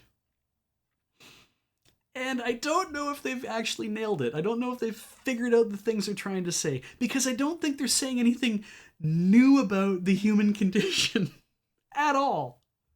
They're trying to explore the nature of death, certainly, but I don't know if they actually got those things out or not. And that might be one of those things where people smarter than me, and I am stupid smart, don't get me wrong. But people smarter than me will have to sit down and watch this and get a sense of what's going on and process it, and spit out a few essays and posts and stuff, and then maybe something will form from that, or there will be interviews with the person who wrote this and developed it and did whatever, and maybe we will see something come out of that. But this has to then be like popular like Ava to kind of get that, or popular like Utena to get people to give a shit about that. I don't know if this is or this isn't. It's a very pretty show. It's got some interesting stuff. I just don't know if it like got there or not, but it sure did something, and it was interesting. So watch it if you like. I don't think you're gonna go bad with it. I don't think this is the wrong idea to watch it. I just don't know what it is. It does not feel to me like the kind of thing that's, got to hit the zeitgeist. I don't know if we talk about Wonder Egg Priority in 20 years time, but it's interesting to see what's going to come of it. Moving on, World Trigger second season. Haven't watched World Trigger. Yakusoku no Neverland. Okay, so Promised Neverland. I didn't watch the original. Doesn't also seem like the kind of thing I want because of that horror tag that's right there. Yudo Camp season 2. Yes, of course I watched this. It's so good because it's just relaxed, and the only thing I want really in the world is just Rin on her scooter, eventually getting a little older, and getting a bike, getting like a maybe a CBR 400 or something like that, or just something a little bigger, right? And go to the Bakuan girls and talk to them and find like a good bike to get. Because really, I want her on a Goldwing someday, just like touring. But I mean, even her grandpa doesn't have like a Goldwing and go touring, even though he's like this. It seems like his life is nothing but retirement, motorcycles, and camping. I'm like, why wouldn't you need this? But it's not Kino's Journey, Butterball. It is it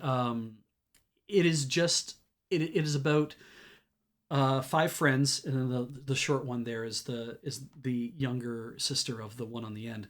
But it's about five friends who go camping in the winter. This is largely about winter camping, and it's just about, like, the first season was about kind of getting them out of the fall and into the winter, and camping in different places, and just, this is what it's like to go camping. This is like what it's like to go winter camping, and the kind of things you might want to prepare for. But it doesn't really get heavy into that, but it talks a bit about that. There's an episode in this one about girls who go camping and screw up because they end up camping in a location where they thought they'd be fine, but it turns out they didn't bring the right kind of equipment to camp with, and that if they do go to sleep tonight, they will probably get hypothermia. So that's not going to work for them. This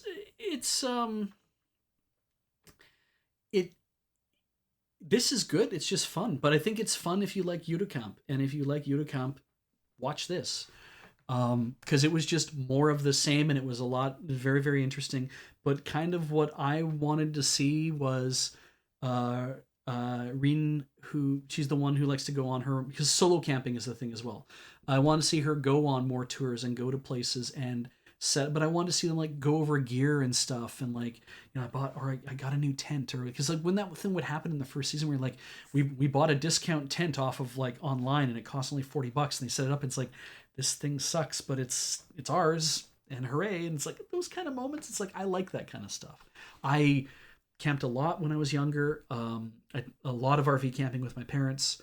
Um, from any, like, we were used to like a 14-15 foot trailer, and then multiple trailers over the years. And as you buy trailers, they get longer and longer and longer, to the point where like, before my parents finally bought their Class A motorhome, or they bought their fifth wheels before that. So before they even got the fifth wheels, I was camping with them in like a 25-foot Prowler trailer that had like a separate double bed in the back, and the couch pulled out.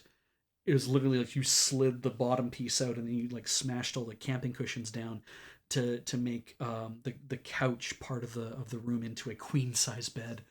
Though I always slept in the for a while, I always slept in the table that converts to, the kitchen table when it converts to a bed, because I was the younger one, so I was shorter. But then as I got taller than my brother, then it was like we might have to think about whatever. But then my brother moved out and he wasn't coming camping with us anymore, so I got to sleep on the queen size bed in the middle of the living room, and it's fun. I love RV camping. Um, did so much of it. It's like at least once a month, twice a month sometimes, and or going for a week or whatever to like all sorts of places, or 2 weeks at a time. It's just, I love doing that kind of stuff. Um, and then I did camping when I was in Boy Scouts, or Scouts Canada. We don't call it Boy Scouts over here. Scouts. The girls get guides. The boys have Scouts. So as I was in Scouts, I did a lot of like tent camping and stuff too. Still have my tent. Still have my sleeping bag. That was a lot of fun to do, but also harder. Learning a lot about that kind of stuff, and getting to watch them do it is really fun too. But also the sense of like, you get that gear lust, and they really get into that, where it's like you see gear and you're like, oh, but this is a titanium camping set, so it's gonna be lighter. Get this tent because it's a little bit bigger, but it's lighter than the rest of them. You're not going to use like these like titanium spikes to hold the tent down. So it's like, I never had to backpack really much in my life, like, but it's still like, oh yes, yeah, a $500 tent instead of that $1,000 tent, but still $1,000 tent sounds like a good idea. And I got a $200 tent that I got for my birthday, which is like, oh yeah, I got a tent, like, but it's still like, it's heavy. But anyway, so again, get really into that, and I do, and that's fun for me. So this was fun for me, and if you like this, then you'll probably really enjoy it. And even just the idea of like, Sentient Rat King mentions, I normally hate camping, but the show made a certain style of it appealing, and that's true. Like, there is other camping you can do. I'm an advocate of doing it as a way to like spend time. In Canada, for example, Parks Canada has several stations across different parks across Canada. There are these tent cabins, which are like, the top half is a giant ass tent and the bottom half is a cabin. So it's like you walk in through like a door and everything else, but the roofs are giant timbers and canvas. But you have walls around you, and it has like 8 places to sleep that are like dedicated, like barrack style for beds and stuff like that. I think I think you can cook inside. I can't remember. But places for your coolers and for your other stuff. It feels like a cabin, but it's also meant to feel like a tent. I haven't been to any of them yet, but I hope at some point I'll be able to do that, because it'll be a little easier than just being like, go sleep on the ground somewhere. And that's kind of like, I would love to just rent an RV, rent a small Class C motorhome from like a lot of the RV rental places, and go on the road for 3 days, 4 days to do something like that. All the traveling that I do, where in some ways it'd be like, oh, you know what? Instead of PAX West, like staying in a hotel, what if I just rented an RV and we drove down to Seattle and stayed down there for a week, and like in an RV, where exactly, not in downtown Seattle, am I going to have to park this thing, and I'm going to have to drive in or take the train to PAX West all the time? And it's like, that's not going to work. No, you got to stay at a hotel for PAX, because otherwise you're not going to get to the location in time. So those kind of things. But it's like, it's always like, oh, wanting to be able to do stuff like that. So every so often our friends get together and we would go. We didn't do it these years, but you go out to like get like a bunch of people together and you go rent a house that can host a whole ton of people, and then you spend a long weekend doing that, and that's fun. Because it's a different bed to sleep in, and you're all kind of all in a tight space together. But it ain't the camping of my youth.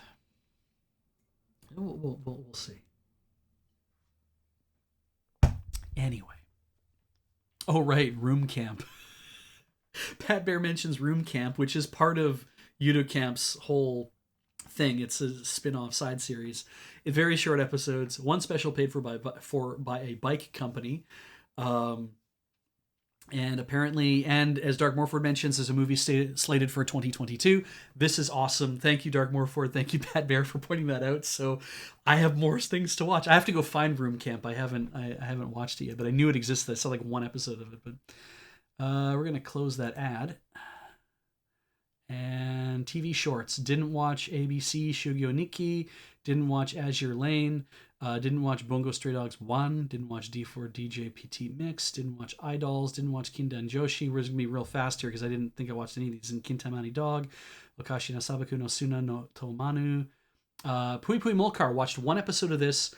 Hey, it's got the big end, so if you have Netflix, or I guess go to YouTube and find it too, or unless those are PVs or something, but if it's on Netflix, go watch that. Apparently this is a bit of a phenomenon now in some ways, so I watched an episode, was like, oh, neat, and then wasn't interested. World Witches Hashin Shimas, didn't watch that. Didn't watch Yamishibai 8. Didn't watch Yatagame-chan 3, even though I'd watched the first season, because I didn't watch the second season. I kind of just gave up on it. Zanna no Ikimono Jiten, didn't watch that. Leftover stuff. Anime Capybara-san, I bet you that's cute. Didn't watch it.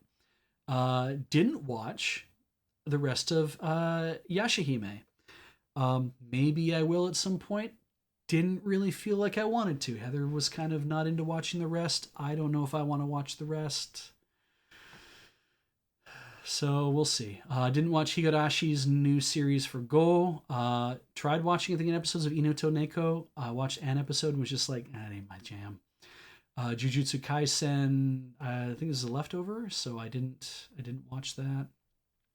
King's Raid, didn't watch that. Didn't watch the third season of Osamatsu-san. I think because they all started to seem a little samey to me, so... And then didn't watch any movies, I don't believe. Not even the new... well, they call this one Eternal, but it's the Dead Moon arc, and I don't know what's going on. Maybe eventually get around to watching all of Crystal. We'll see. Again, didn't watch Doraemon. Didn't watch the Gintama movies, because I actually haven't finished all of Gintama, because I got to a certain point, forgot where I was, and I went back and watched some episodes and was like, oh yeah, I don't remember this. Yeah, I'll watch from here. And then I stopped and I'm like, wait a second. I went back 5 more episodes and I was like, oh yeah, I don't remember this either. And I watched an episode and I was like, okay, that was cool. And I watched the next episode, but I had seen that one. And I was like, what did I do? Did I miss pieces here and there? So I need to sort out all the Gintama I have, find out the last thing I remember watching, and then I can start watching from there to get to the end. And then I'll be 70 years old at that point and ready to retire, I guess. So Metante Conan, didn't watch that.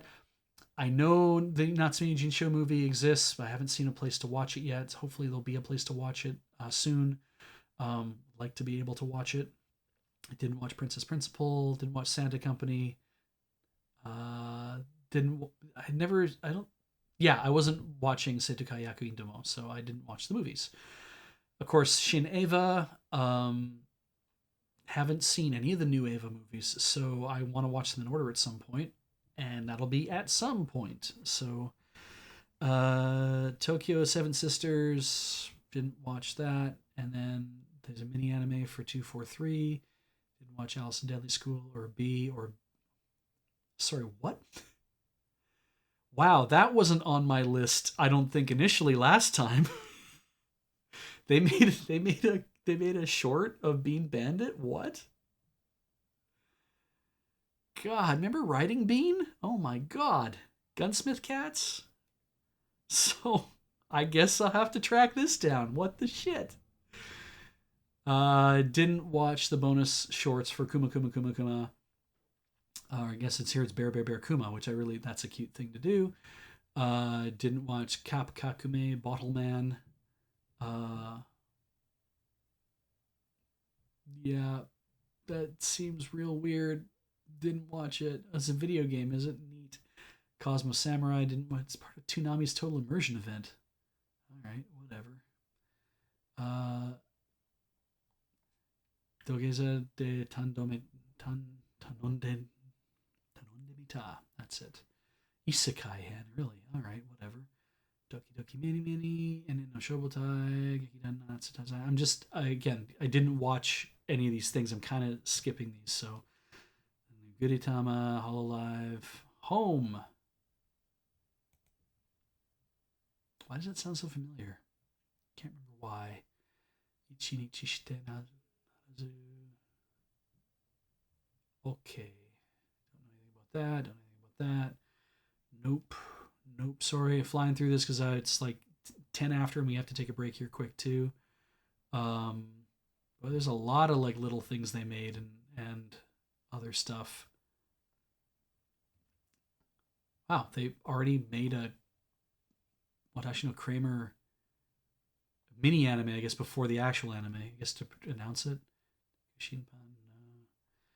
Let's I don't know what any of these things are. Yojo Shacho. I think I talked about maybe watching it, but then was like, and it just didn't care. Yusei Koko Tenmonbu. Oh, website Anime Simpson. 5 high school astronomy club members who solve people's concerns. That sounds like a thing that they definitely do in a high school astronomy club. Cool.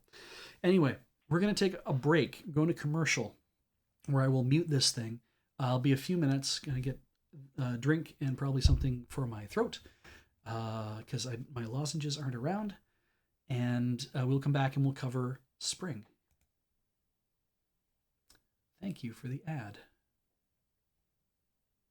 I just hit the X to kill the ad? I do. Yeah, spring. See you in a few minutes.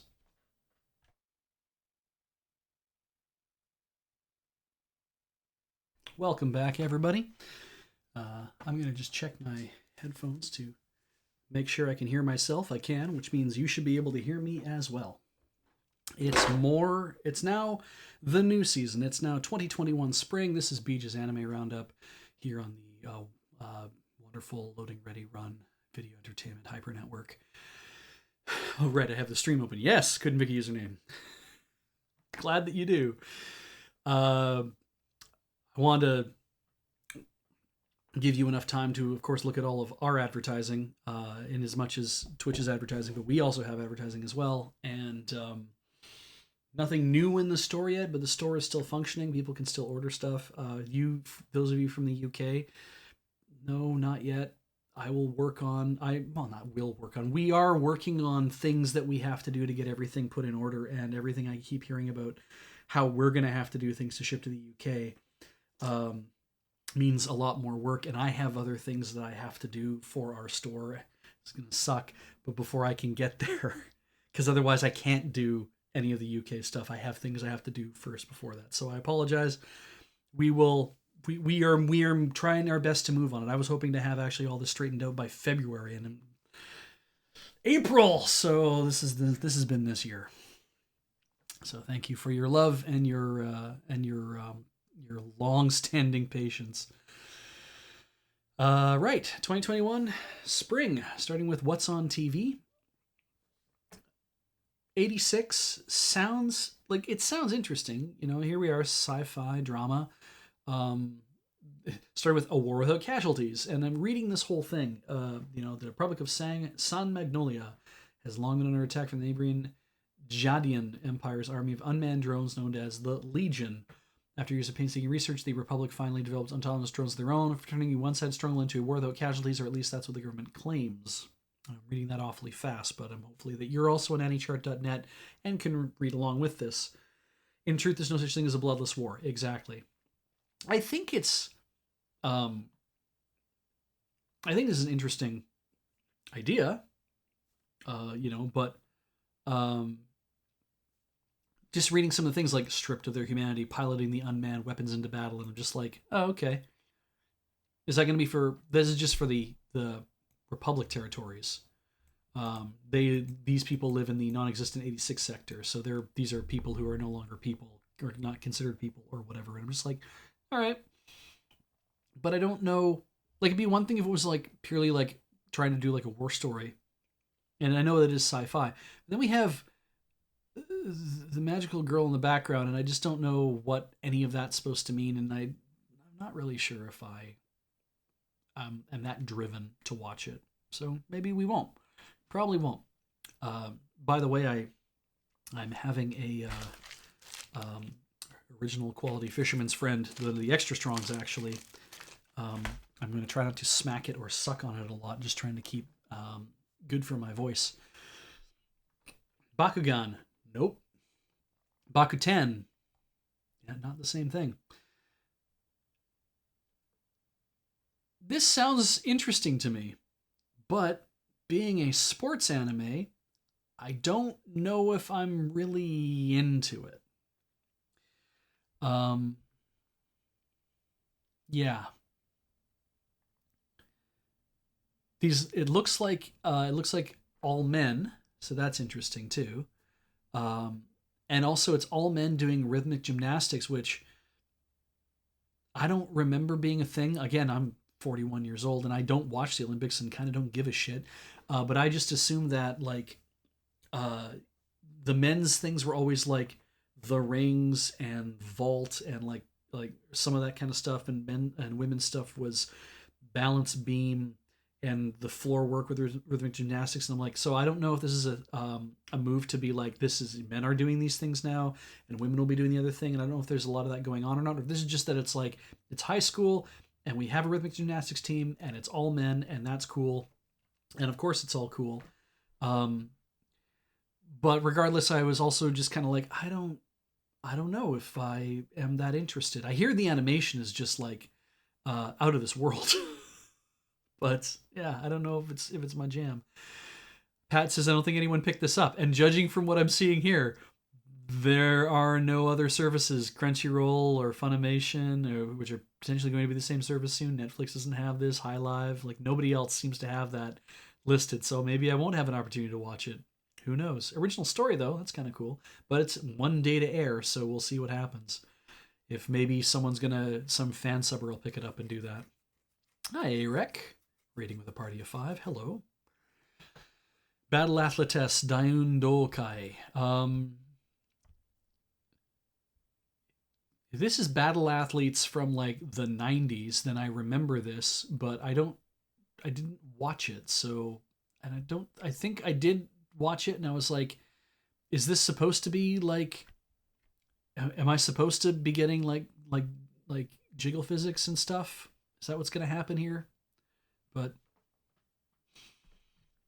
is it a reboot for that reason? I don't see ecchi anywhere along here, so maybe it's not for that. But yeah, well, moving on. Bishonen Tanteidan. The Pretty Boy Detective Club. Well, that's a good start. A mysterious organization. What a weird start. Rumored to solve problems at Yubiwa Academy. Yubiwa. Ring, I believe. Is Yubi? Yubiwa? Manabu, the aesthete. Michiru the Epicure, Hyota the Adonis, Nagahiro the Orator. Why wouldn't we put, I guess they fucked that up. Solsaku the Artiste, to search for a star she glimpsed 10 years ago. Second year student Mayumi Dojima calls on these 5 pretty boys to help her solve the case. Which pretty boy is your favorite? Like, I was like, okay. All right. Yeah, okay. Ask an astronomer, but okay, all right. Solve the case. Wait, what? Novel. Oh, but comedy, mystery, sci-fi, and I'm like, oh, Shaft. I mean, I was like, that's not Shaft. That person's head isn't drawn back at an angle. So yeah. Anyway. Don't know if that's gonna be my jam or not. Maybe not. Blue Reflection Ray. So this is funny.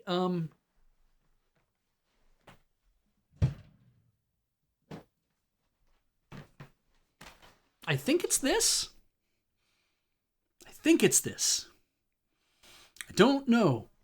If that's what it's based on or not, Hinako Shirai. Is his name in there? Nope. I'm just like, oh, that's weird. It definitely... Close that. Definitely put me in mind of when Grand Blue made it to an anime, and they're like, oh shit, no, we can't do that because there's something out there called Grand Blue Dreaming. So we'd better change the name of this thing so people don't confuse Grand Blue Dreaming with Grand Blue. What are we going to call it? I know. What if we call it in English Grand Blue Dreaming? That's 3 words. They will never confuse that with Grand Blue Dreaming or whatever the fuck. Like, I don't remember why. It was a stupid idea to change the name the way that they did. Because I don't think they were going to get people mad at Grand Blue and Grand Blue something or other. I was like, oh. And so I'm like, is this the same thing? They're both called Blue Reflection, and this is Buru Rifu R. So I'm like, does that mean it's the second part to this? I don't know. So, but hey, you know what? Wasn't thinking about watching it. It is a fantasy and Maho Shoujo. It doesn't say anything else about that. Maybe Heather's interested. I did point this out to her. I'm like, maybe this is also the same as that game that you picked up because it's a magical girl game. I don't know, but anyway. And yes, Dark Morphord, I agree. Grand Blue needs a second season, maybe even a third. There's lots going on in that story, and it's crazy as hell. I love that show. I love the manga. I love the show because the manga's really good. All right, moving on. Hey, not watching this. I have no idea if these two boys are kissing each other now or not, which is, I guess, what's supposed to happen. Moving on. Card fight. I don't fight with cards. Okay, Cestus. Cestus. I know it's Cestus. Woof. I'm going to try to watch this, because at least it's like action, drama, sports, fine. But it's a weird time period. Why not give it an episode to see what's going on here? A lot of very imperious looking assholes in the background. Sure. Maybe this is good. Maybe it isn't. I'll watch an episode. I'll figure it out. Dragon. Ie wo kao. With a period at the end even.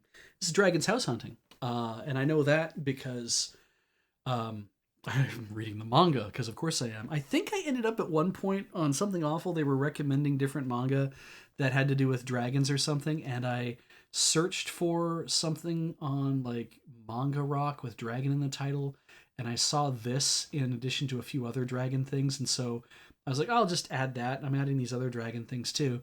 And all of them turned out to be quite good, the ones that I was looking for. This one I just really like. So, yeah, Letty is a dragon. He doesn't get to live at home anymore, and so he's looking for... I mean, they say he. I actually don't know if they assigned... Letty... I don't know if Letty actually has pronouns or not. So they... this is just a comedy. It's about a dragon that's trying to find a place to live, and a really nice sorcerer who's like, I'm just going to start taking you around and showing you places to live. We'll find a cool place, and the manga's fun for that. It's just about, I'm going to take you to this. Isn't this a cool new house? It's like, oh, this could be perfect. And then you find out there's problems with it. Like, okay, we'll take you to another house. And so, anyway, it seems pretty lighthearted. And I mean, especially from all the art and everything. I mean, there's even a tiny cat there that clearly has a lot of personality going on. So, yeah, there's something going on here. I think it's going to be a lot of fun.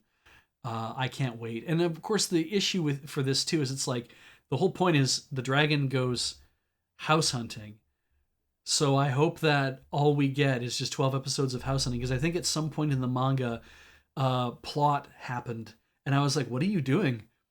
This isn't about plot. Maybe you can put 2 or 3 chapters into developing an idea of a story, but it better end with Letty having to go look for another house, because that's what the story's about." But anyway, I'm gonna watch it. I can't wait. Duel Masters King. I don't card fight. Eden Zero. I couldn't remember if it was Eden Zero or Eden. Eden, I think, is the one that I was looking at.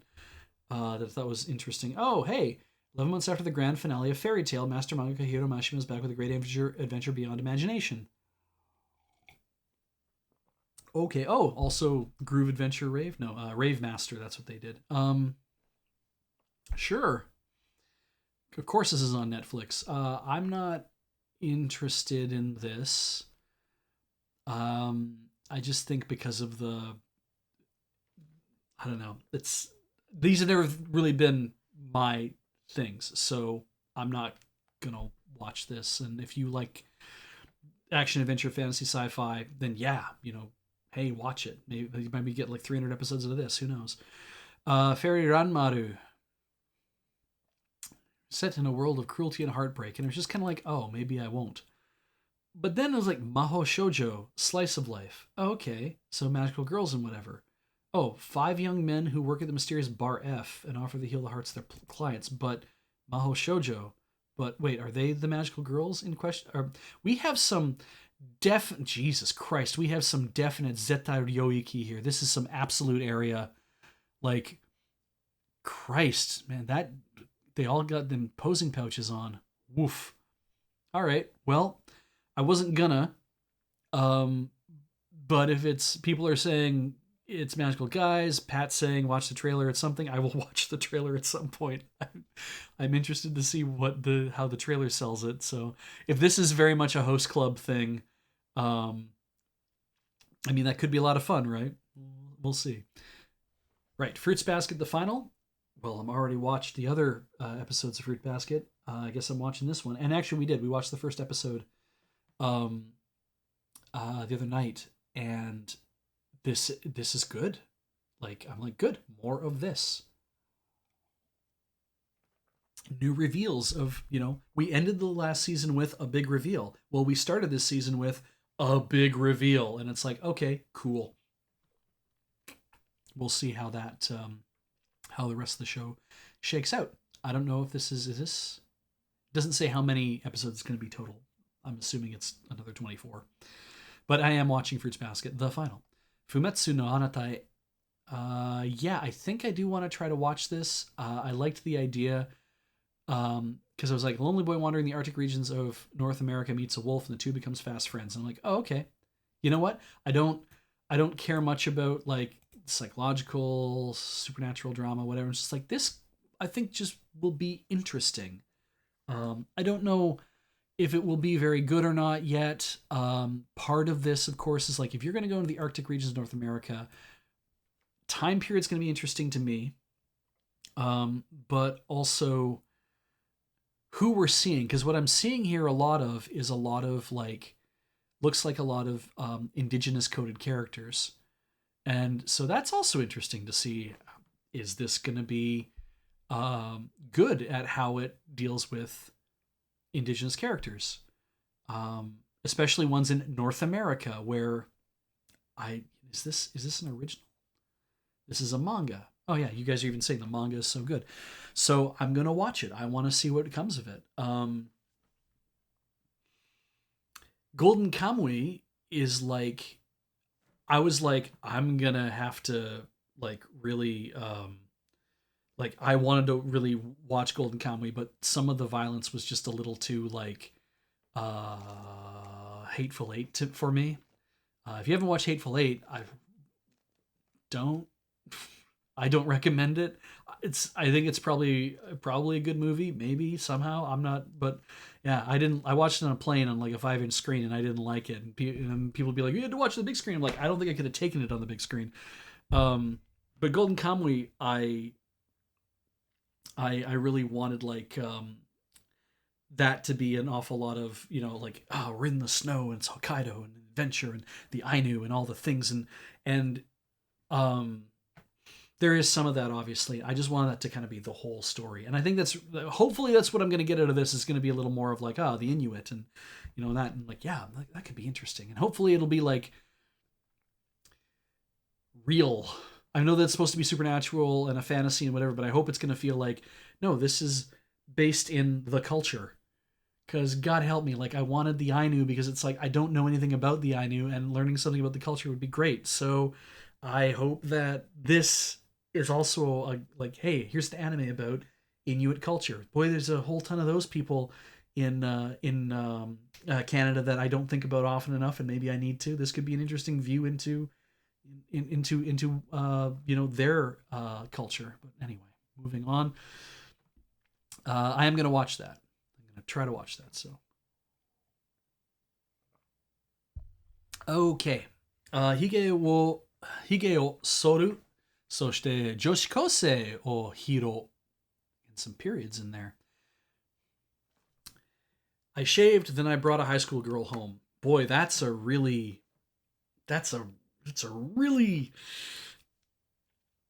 like, you know what you're getting with that, right? That's a single chapter in a hentai magazine.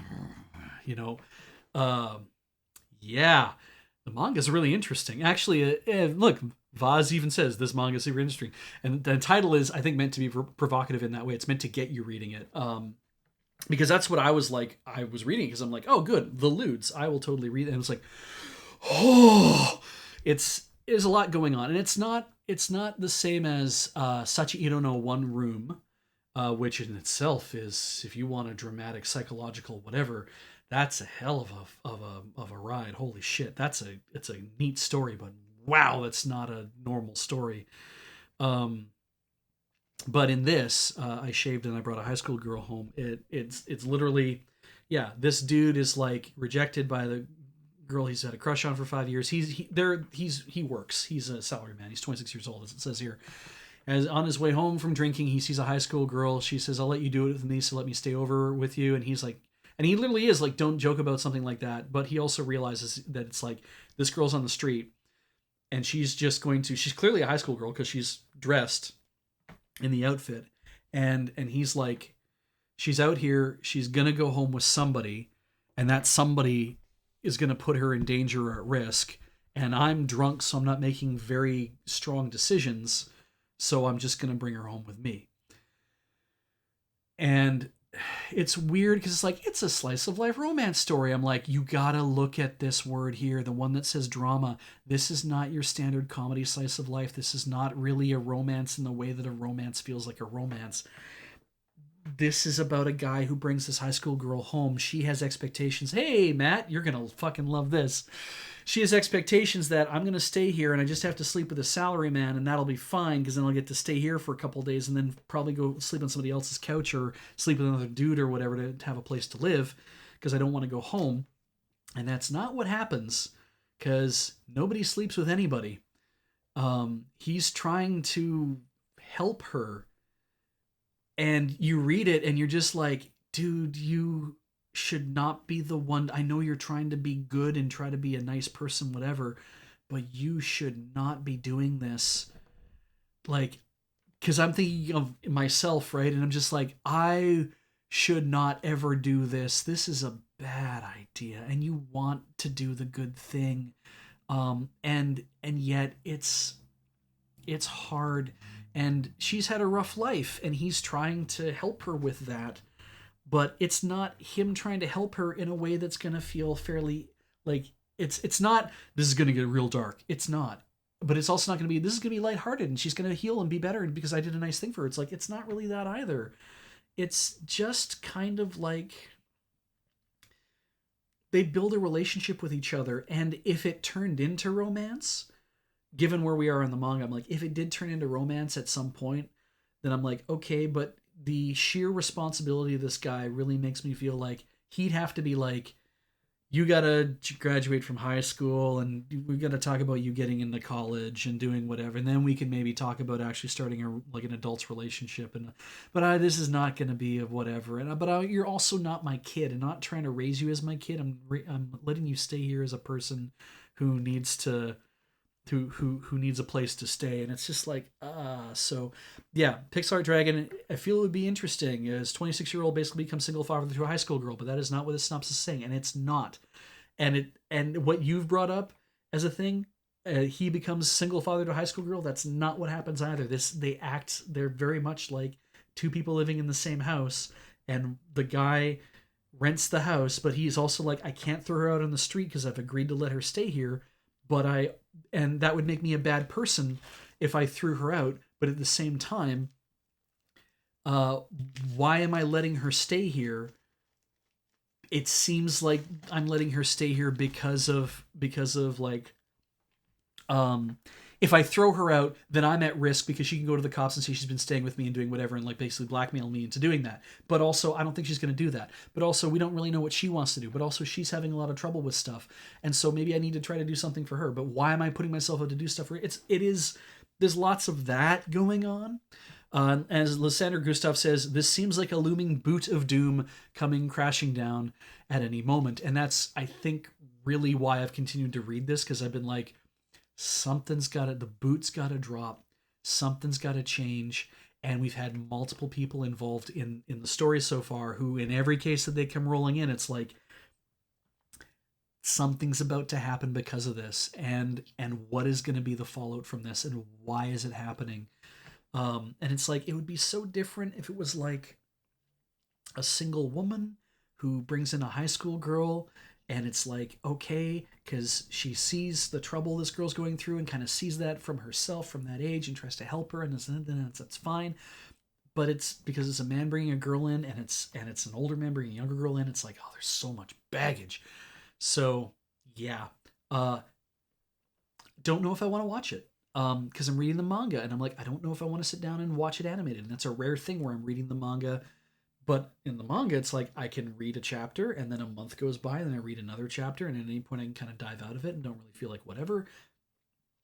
This is I don't know what this is gonna be. It's not a psychological thriller. You're not gonna get that same kind of thing where it's like, oh god, oh the things. But I think there's that sense of like it's more that it's like if I could open the door to somebody's apartment and just kind of observe what was going on in their life and trying to make sense of the decisions that they're making, but I have no input into it. That's literally what this show is kind of doing, is being like, you've made some decisions I don't agree with, but I don't get to say anything about it. I just have to sit here and watch and try to puzzle out, will this end badly? Will it end well? Will both parties get something out of this that actually feels okay? And it's like, yeah, yeah. So anyway, not sure yet. On the other hand, I am going to watch this. Ijiranai de Nagatoro-san, or Please Don't Tease Me, Nagatoro, or Stop Bullying Me, or whatever. Nagatoro is the cute snaggletooth, uh, uh, evil looking. She likes to tease her senpai, who we only know as senpai. We actually don't think learn his name for chapters upon chapters. We don't even learn her first name for chapters upon chapters. Um, the reason I read this or started reading this is I'm like, I don't like the idea of this girl constantly teasing this guy. It's not my jam. I don't like it. Um, but she's not teasing him because she likes him in the beginning. But once you get about 80 chapters in, there's clearly more going on there. But it's a slow burn for this. But um, what's really fun about this show is the reactions and the stuff that she does. And if you're not good at watching people get teased or watching somebody tease somebody else and doing it in a way that's kind of like I'm trying to get a rise on them, I'm not trying to do it because because I like them. I'm trying to do it because I'm trying to make them miserable. If you're not good with that, don't watch this. Um, but the mangaka has a tendency to always draw Nagatoro with noodle arms and big eyes and cat ears and stuff, and does that like quite a bit. So you're buying into this for the expressions and you're buying into this for the actions, and that's part of why I want to watch this, is because I like the story. Ultimately I came around liking it because I read enough of it. But the comedy and the actions and expressions, it's the reason why I'm going to watch it. I have to see how they're going to animate it because hopefully they really lean into it. So yeah, I'm super interested. Isekai Mao to Shokan Shoujo no Dore Majutsu Omega. I didn't watch the first one, so I will not be watching this one either. Itazura Guma no Gloomy. Gloomy the Naughty Grizzly. No. No. I mean, it's horror and it's slice of life, and I'm just like, I don't think it's gonna be the cartoonish violence thing is what it looks like but I'm just like, nah. So anyway, Kyu Koku Shinka Shita Full Dive RPG ga Genjutsu Yori mo Kusoge. Everyone should know that word, Kusoge Dattara. Shit game, Kusoge. So, if this is what I think this is, because I think I'm going to watch this, because I think I read an episode, a chapter or two of it. I don't know if this is actually what I was reading. But yeah, this might not actually be it. Reading it, looking at it. Actually, no, this is not it. So I don't think I'll be picking this up. I might have added it to my list by accidentally. I thought this was there's a story I saw where a character logs into this game. This is full dive RPG, VR MMO. This is very popular, isekai, whatever. He gets into it and discovers that there's a whole bunch that's broken with it.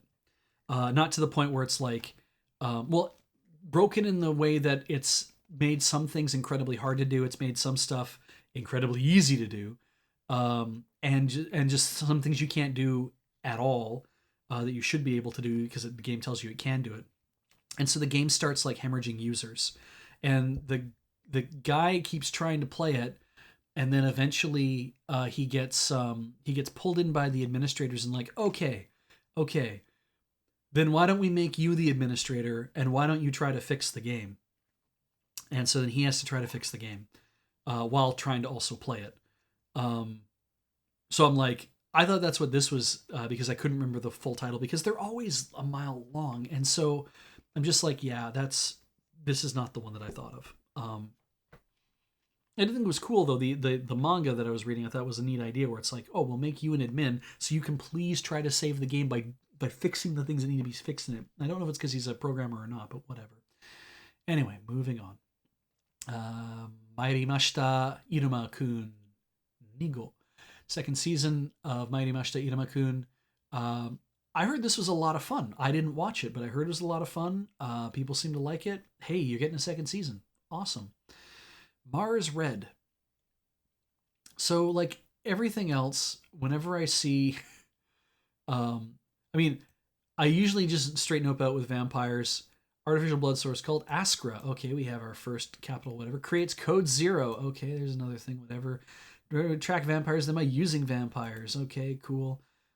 And S class. Oh, there's another thing. Okay, and I'm just like, neat. I don't think I'm going to watch this. If you like vampires and you like the kind of, hey, let's do a throwback to Imperialist Japan, fucking yeah, go nuts. Get on your bike. So, moving on. Mashiro no Oto. I believe it's those Snow White notes.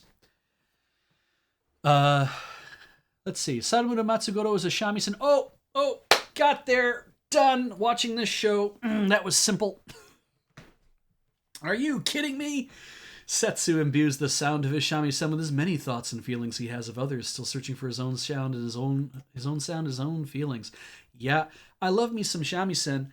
I'm gonna watch a few episodes of this. I probably won't even remember any of their names. I don't even remember their names now, and I'm looking at the screen. Doesn't matter. Shamisen thing. If the first few episodes are good, I'm there. I liked Kono Oto Tomare, which is the one about Koto playing. I hated the fact that it has to do with like, let's get into the showdowns where we all play Koto against each other because we're all high schoolers and need to do it. I'm like, no, just why can't I have a show about high schoolers trying to play instruments and being good at what they're doing and enjoying the process of doing it and getting better together? And you know what that is? That's Given. And I don't like Shonen Ai because it's not ever been my jam. But Given was really good. And it's what I wanted. It was people having relationships and people trying to play music together and trying to work on that. You know what else was good that was like that? Beck, Mongolian Chop Squad. Remember Beck? Beck is great. Why? Because there's no goddamn competitions. People are just playing music because they love music and they're trying to get better at it and they want to express stuff. And I'm like, yes, if that's what this is, I am on board. So we'll see how that goes. Yeah, Windmill Slam. Gonna watch at least 3 episodes of that. So let's roll on. Mazika Party. I don't play card games. Mucal Dreamy. I don't play card music games. I don't know what this is. It's cute. Motto Majime ni Fumajime Kaiketsu Zorori. Second season. Didn't watch the first one. Moving on.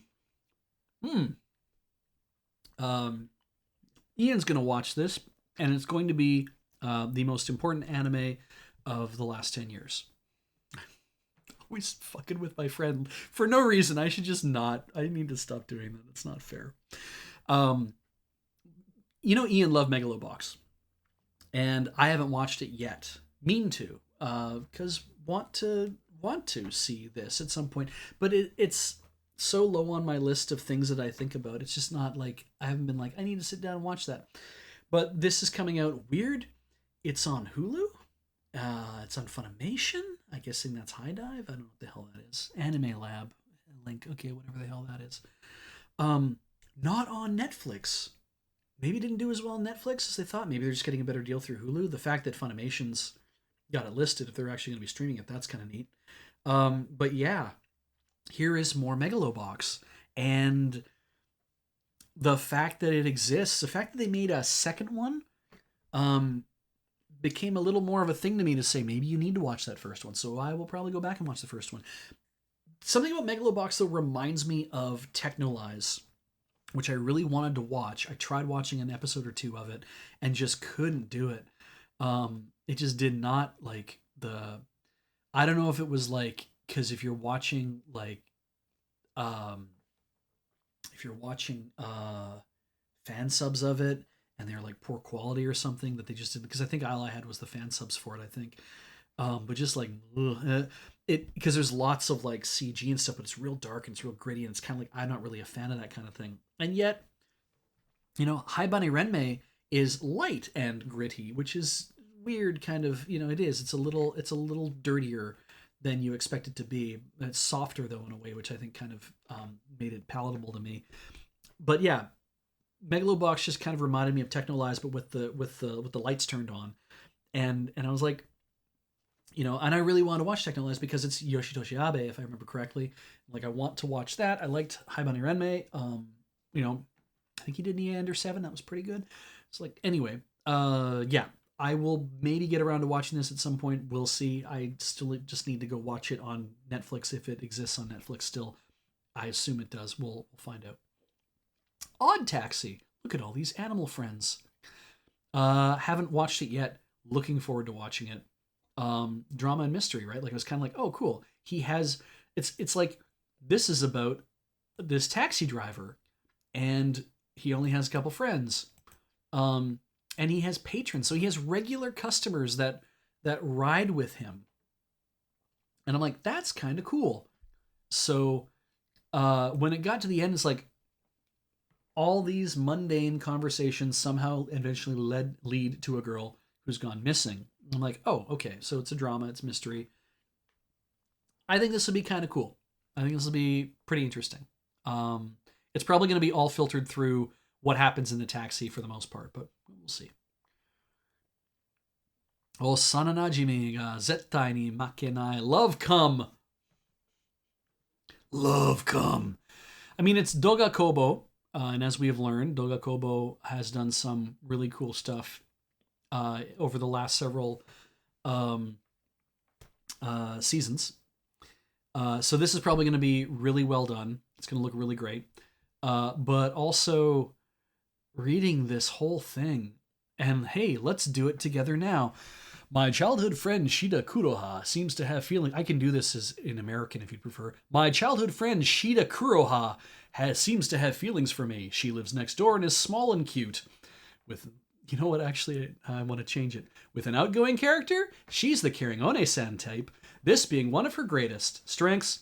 But I already have my first love, the beautiful idol of our school, and the award-winning author Hai, schoolgirl Kachi Shirokusa.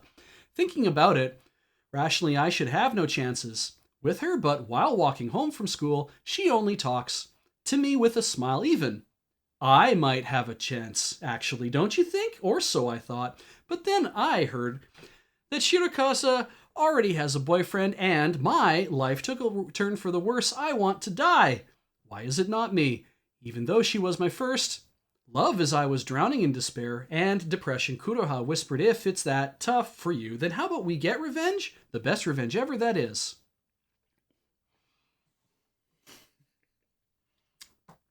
So, sounds like a, hey, this girl broke your heart. So you're not going to have a chance with her.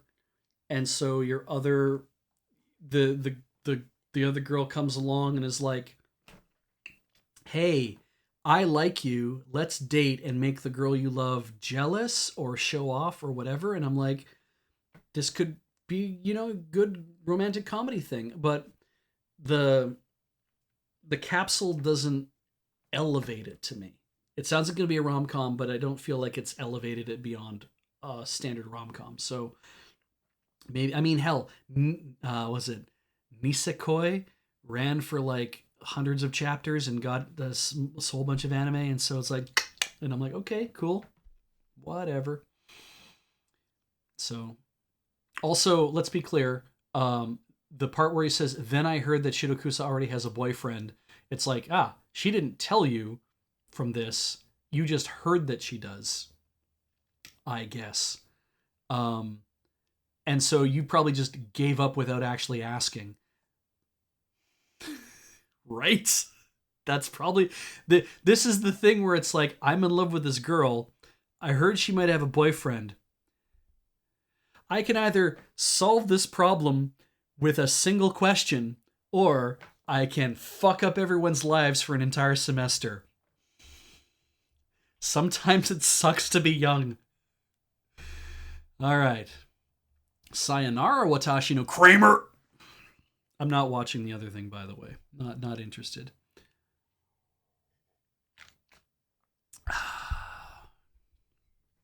Let's see. With no soccer accomplishments to speak of during the entirety of Sumire Suo's junior high school years, the young wing gets an odd offer. Suo's main rival, Midori Soshizaki, invites her to join up on the same team in high school with a promise that she'll never let Suo play alone. I don't see gal pals down here. Best friends? Super friends. That's what we're calling them now, I think. I don't see that down here, so I guess they're just going to be teammates. It's an earnest offer, but the question is whether Suo will take her up on it. Thus, the curtain opens on a story that collects an enormous cast, oh god, of individual soccer player personalities. This probably has to be amazing or exhausting. I don't know. I also don't care. Sports drama, like, I mean, at least it's sports drama, right? It's like, okay, could be Chihaya Furu, right? Could be just sports and drama. Could be touch. I'm not really into the touch, so we might not see that happen. So I'm just kind of like, oh, God, Hammer, and they were teammates. Jesus. They were teammates. God. And now I'm thinking of that picture where it's like, and it turns out they were both bottoms. It turns out they were both teammates. Anyway, I don't know. Watch it and enjoy it. Again, always. See, this is the thing. Kurama. Right? I'm like, Watashi no Kramer. And I'm like, but that's Kurama. Kurama. So, sayonara Watashi no Kurama. And I'm like, all right. I guess that's how you pronounce that. I don't even know why that's it. It probably has to do with somebody who plays soccer. Moving on. Seijo no maryoku wa banno desu. This is good for me. This is practicing reading romanji is nice.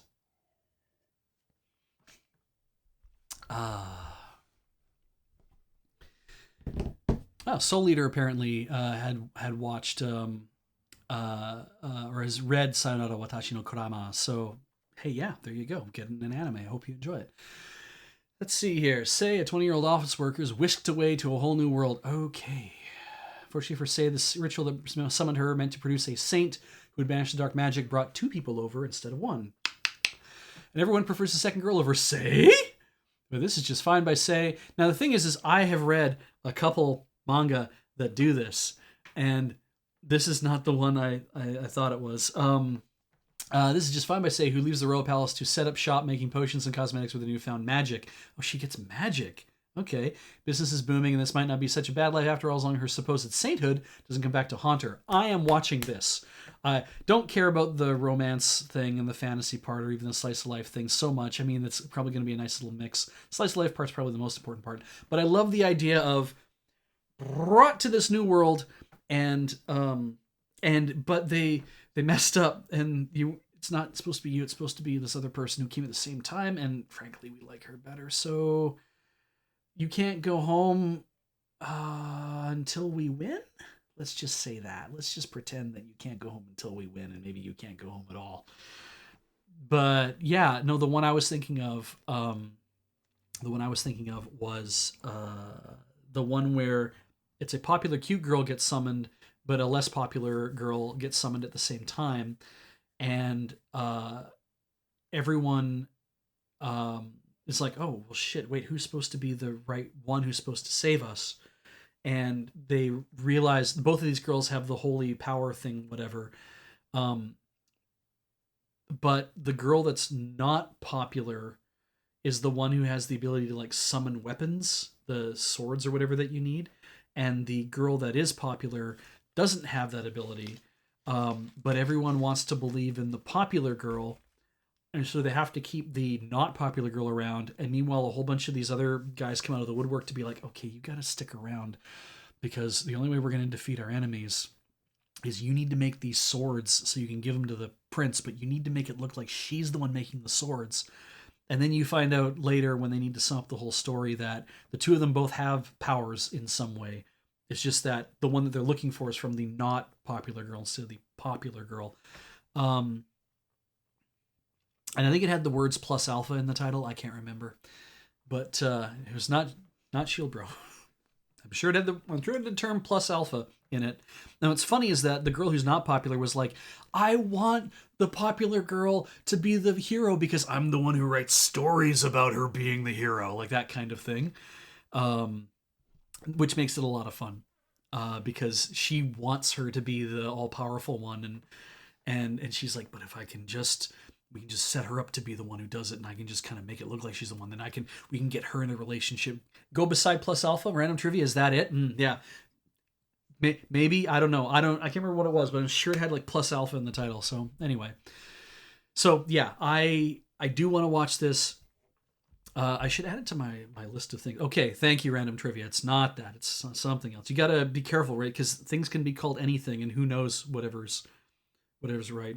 Yeah. The plus alpha thing from My Hero Academia just really being part of the zeitgeist now makes it hard in cases like this. Let me see if I can find the damn thing.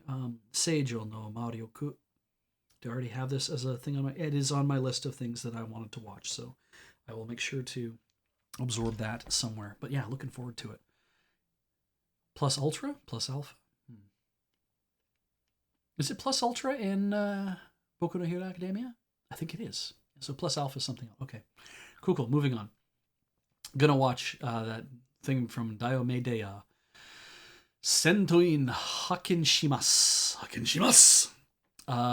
Uninterested. Not for the ecchi thing, really. Just looking at this, I was like, I don't know if, hey, lollies with guns. You're like, there's a thing. Oh, but, androids. So she's 1,000 years old. I don't give a shit. I mean, the comedy part, I was kind of like, this really seems like it's, who better take over a magical world than 2 randomly assigned minions, combatant Agent 6, his partner Alice, and they're trying to climb the corporate ladder, and the Demon Lord's army is trying to do some shit, and I was like, it seems complicated. I don't know if it's my jam. And I'm seeing in the chat that this is by the writer of Konosuba, so it might be in for more of the whatever, but I don't know. I don't think it's going to be my thing, so... Let's see here. 7 Knights Revolution. Eiyu no Keishosha. Capital H Heroes. Okay, we're done. Oh wait, no, hang on. There might be more. Powers of capital destruction. Is that what is it? Capital W world? No, not. Oh, okay, but the people are known as successors. Capital S. Okay, but there's people called the Seven Knights who are successors. Okay, let's just say okay, they're fighting the destruction. Finally a name. Somebody's name. Sorry, not interested. Look at all the people and shit going on here. Maybe it's fun. I'm not going to be for me, I don't think. So Cloverworks, who did Hodemiya, but also did Wonder Egg Priority, is doing Shadow's House. I've heard of this.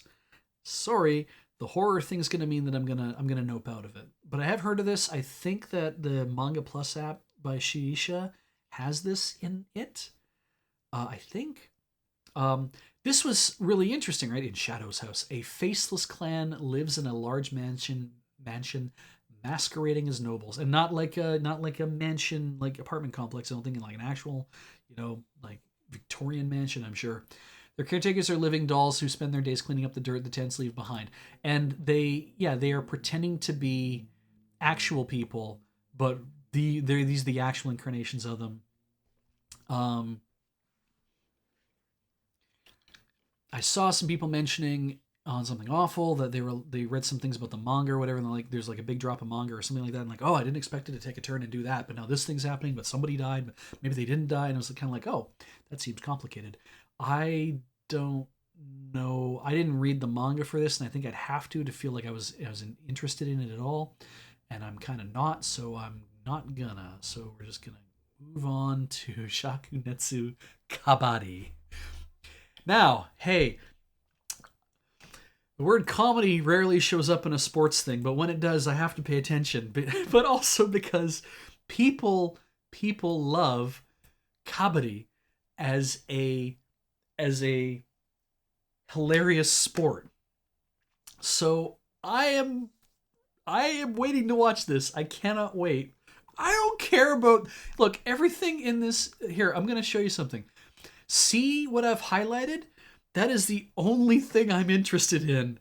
Everything else in all those other words, I don't give a shit about. It is that one word. You could have put highlight, or you could have put water polo, or you could have anything in, I don't care. Put anything else in there. And nothing. I would have bounced off this so hard. You put kabaddi in there, and I'm like, I have to see how they make this show. So how kabaddi is played, if you've seen Chio-chan's Route to School, or you've seen some other, there's a lot of other shows, they love kabaddi and manga, fucking kabaddi, manga, say it right. So, Harmonized Melody is already putting it all together. It's a contact team sport, played between 2 teams of 7 players. The objective is for a single player on offense, the person who's a raider, to run into the opposing team's half. You divide a field into halves. Somebody has to run across and tag somebody or get something. It doesn't matter what's happening here. I don't even have to remember. I just know that you run into one side and you have to essentially hold your breath. But in order to prove that you're holding your breath, because you have to go across and then get back to the other side while you're holding your breath. But to prove that you're holding your breath, you have to say something over and over to prove that you're basically exhausting your breath. So you say kabaddi, and so you go kabaddi, kabaddi, kabaddi, kabaddi, kabaddi, kabaddi, kabaddi, kabaddi, kabaddi, kabaddi. You have to repeat that while you're running to the other side to do the thing, and then also get back. But they can hold you down until you prevent you from going back. So you have to get loose, because if you run out of breath, then your side loses. So it's complicated. But so and it's tackling and shit. So anyway, yeah, and it's a sport. It's born in India, I believe, and it's a hell of a sport, and it's kind of a ridiculous sounding thing, mostly because you would never have to have said kabaddi. You could have just said something else, but or you could just constantly talk or do whatever, right? Because that's all they're trying to prove. But the fact that it's like, no, in the sport, in order to give you something to do, you have to say the name of the game over, and it'd be like if you're running down the instead of having a shot clock, you just have to run down the court going basketball, basketball, basketball, basketball, basketball, basketball, basketball, basketball. Like not even dribble, dribble, dribble, dribble, dribble, dribble, dribble, dribble, dribble, dribble. Like that. You'd have to say the thing, or like like any of those kind of sports, if you had to just keep saying the name of the sport over and over while you were doing it. And I think there's something really fun about that idea, and it's a little silly, and I think that's why people like it. So anyway, and I've seen it crop up in like anime and manga a lot, and just the fact that it's finally getting its own anime, I'm like, good. And it's based in a manga, so great. Somebody finally said, screw it, I'm just gonna actually make a Burning Hearts manga about it. Why not? New Shaman King adaptation. I didn't watch the original or read the manga or do anything else. I don't really didn't really know. Excuse me, if this is something I'd be that interested in. But since it's getting a reboot, it'd be like, well, maybe the time is to watch it is now. But I'm kind of not feeling it. But hey, look, it's on Netflix, so it might show up. So, yeah. Shinkansen Henke Robo Shinkalion Z. Shinkarion? Is it like Evangelion? Yeah, so Shinkalion, which came out a few years ago, is getting a new series because why not? I never like the Tokusatsu Super Sentai series where they did trains made the worst robots because they just basically shoved each train car together to make robots. Is very like, this is all we can do in the 1980s is do this thing. That was a show that came out like after the 35th anniversary. I'm just like, you guys couldn't go with better designs for these train cars than this. And then you look at like Shinkalion and you're like, look at these train designs. Look at how good they look. So, yeah. Just made to sell toys, right? But they look amazing. I didn't watch it. I watched an episode of it. I'm like, neat. Don't care. Skews way too young. There is something about needing to watch that, young, I think, but okay, not going to watch that. However, Slime Taushite, Sanbyaku nen shiranai uchi ni level max ni nattemashita. Let's see if I can remember the title again. I fought nothing but slimes for 300 years and now I'm at level max. I'm at the maximum level or whatever. So, girl dies of overwork in the real world, reincarnated as an immortal witch, and so she decides to spend 300 years enjoying a relaxing life. And what she would do is she'd walk from her house to the village to buy food or do whatever. And as she was doing that, she would kill slimes along the way, and then she just kept doing that over 300 years. Not paying any attention to what was going on or whatever. And then finally, when she sees what her level is, she's maximum leveled. She's incredibly powerful. And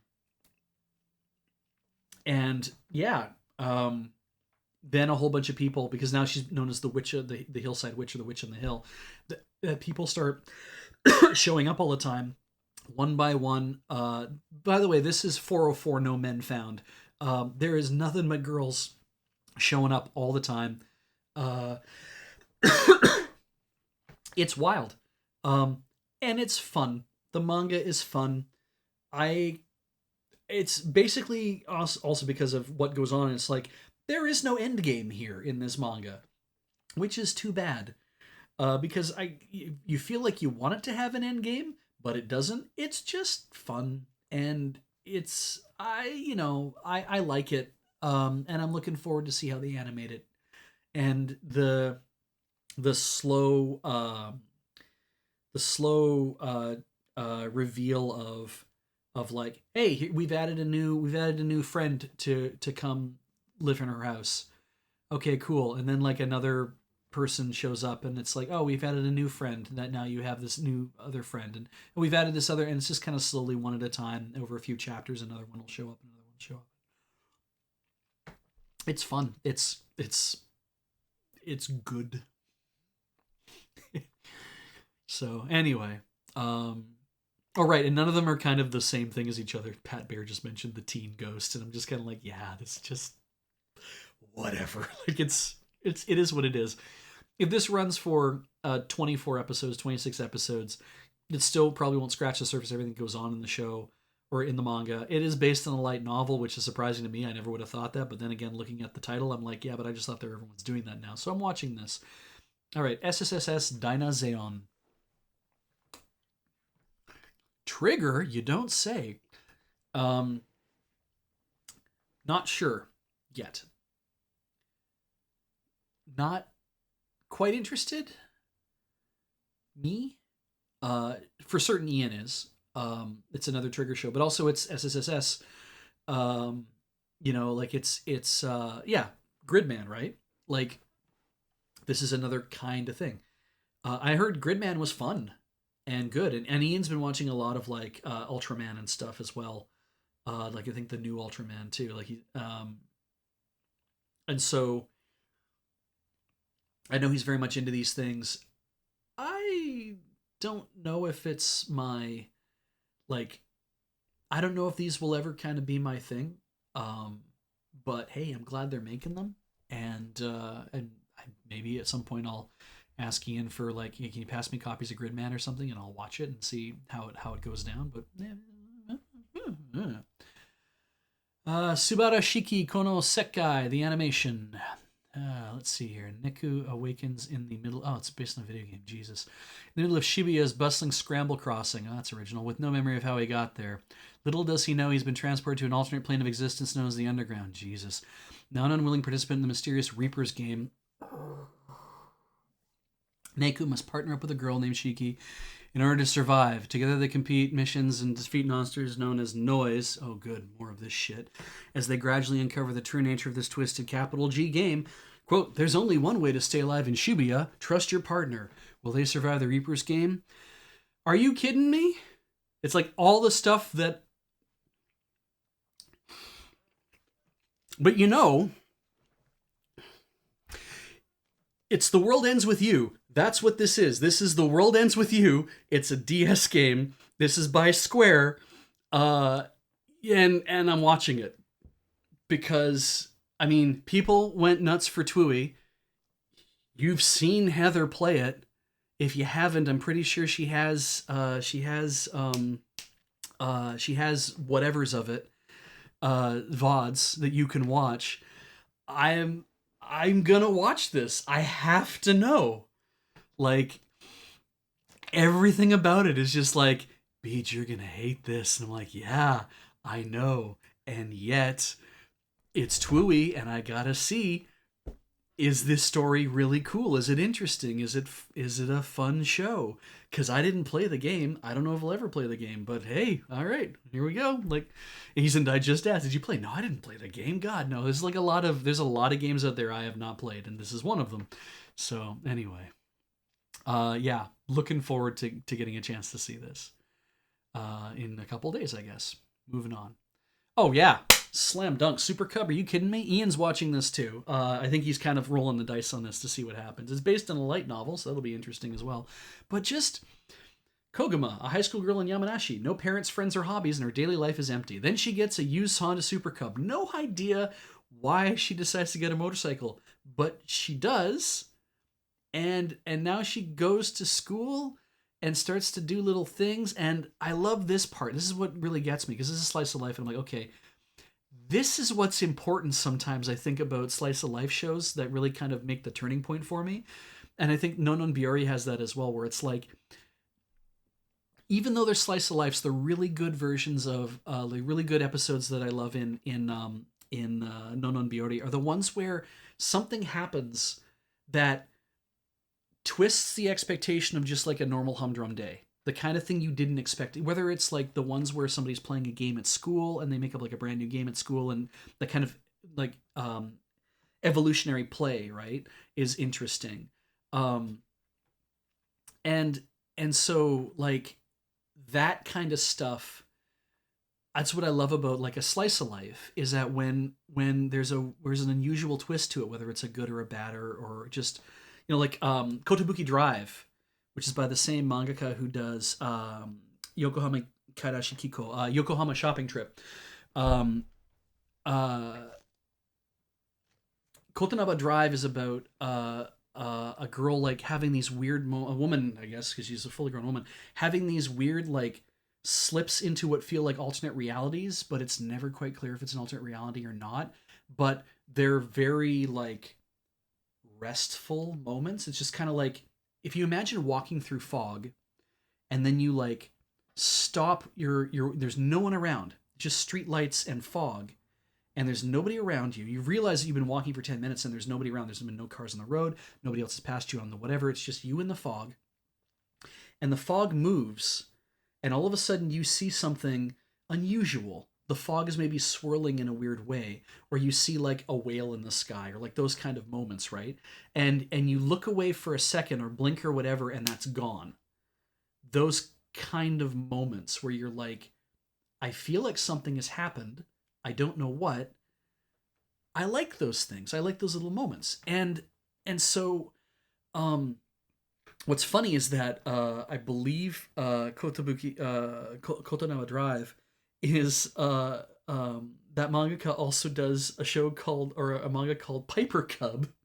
No, not Piper Cub. What's it called again? Somebody's Cub. I can't remember what it is. But it's about a Piper Cub airplane, and it has that same kind of feel to it. They're all very like, Twilight of Humanity kind of feeling moments where it's like everything feels like you're like everything's rolling down a bit, but there's a comfort to it. There's just kind of like there's like a deep breath to those kind of atmospheres. As Americats mentioned, the atmosphere. I'm like, yes, the atmosphere.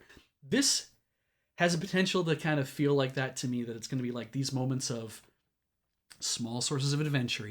She's satisfied with this strange transformation, but her classmate Reiko ends up talking to her about how she also goes to school by motorcycle, and this is going to be like Bakuan, but not like full throttle comedy. This is just going to be like people having fun. This is probably going to feel a lot like Camp, where it's just I started doing a thing, and started to meet people as a result of it, and now my life has taken a change, which is a little bit about like how my life worked out. It's like, I started getting up in front of my anime club with my friends to quote MST3K sketches at the audience while we're waiting for everyone to set up, and started just dancing around to music and like doing like improv beat poetry for no reason. And now I am the business manager at Loading Ready Run. And you might think, well, there's no through line to that, Beej, and I promise you, all those things just weave through each other. And now you're doing something very different with your life than what you thought you'd be doing. So I kind of like that, just these things. Oh yeah, Isaki no Cub. That's it. Thank you, the Maricat. The manga is Isaki no Cub, Isaki of the Cub, Isaki's Cub.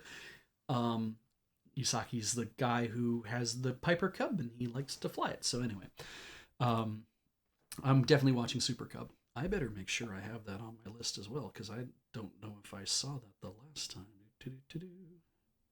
It is on my plan to watch this. I'm using an app, by the way, for iOS called Shukofukuro. That's hard. It's got an owl for the for the icon, but Shukofukuro. And it plugs into, you can use any sort, or you can use 3 different sources, and I'm using the AniList source, but you can use like a My Anime List. I think you can use like AniDB as well. And AniList is part of AniChart.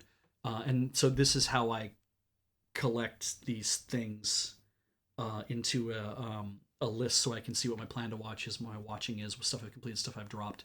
It makes it very handy for me to manage the stuff that I'm looking at. It's costs money, but the dude's making it better all the time. In fact, I had a problem and contacted the developer and got an answer like the next day, I think. And he was like, they were like, I realized I didn't know their pronouns. They were like, yeah, no, you didn't even think of this thing. And I'm like, yeah, it's just one of those things where you couldn't add something to your plan to watch list, or if you did, it would cause an error and do a whole bunch of problems. Like, I didn't realize that was a thing, because if you don't have a fill-in for what, I'll fix that, don't worry. Oh no, the other issue was I want to be able to browse what's happening in 2021, and I can't do that. And they were like, oh, yeah, I didn't even think of that. If it's 2020 autumn you're on, I just had it set so you'd select winter, and that should show you winter, but it doesn't show you winter 2021. It shows you winter 2020. I'm like, right. Can you add a year sensor or a year picker? It's like, yeah, I can totally do that, and did, and then got an update like the next day after that, and I was like, wow, I'm glad I paid money for this. I'm watching Super Cup. All right, Tensura Nikki Tensei Shitara Slime Dattaken. So I know this isn't a sequel, it feels like a spin-off,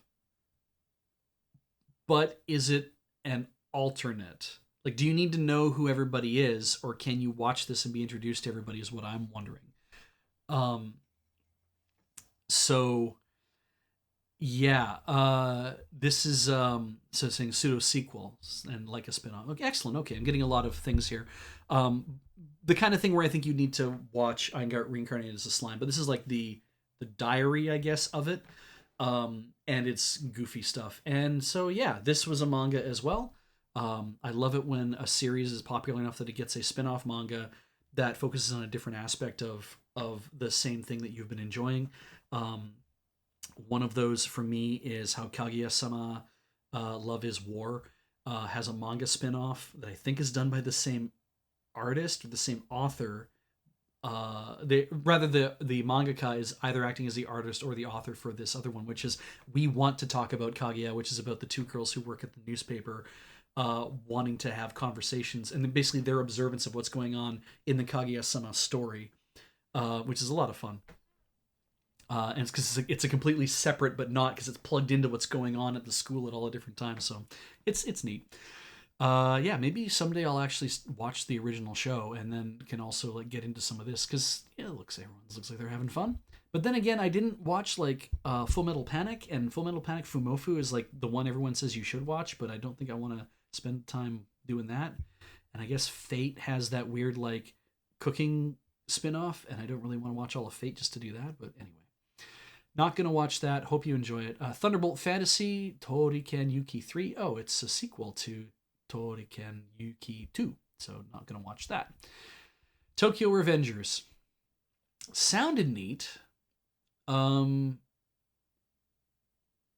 didn't really know what to make of it. Sounded a little too serious for me. Um Takemichi Hanagaki is a freelancer that's reached the absolute pits of despair in his life. Why? Well, he finds out that his only girlfriend he's ever had in his life that he dated in middle school, so I guess that not now, Hinata Tachibana, had been killed by the ruthless Tokyo Manji gang. Ah, okay, cool. I'm gonna fridge somebody that he's not even in a relationship with anymore, but okay. Anyway, he goes to station platform and decides he's gonna. He gets upset and but he gets pushed onto the tracks by a herd of people. Thinks he's about to die. Opens his eyes.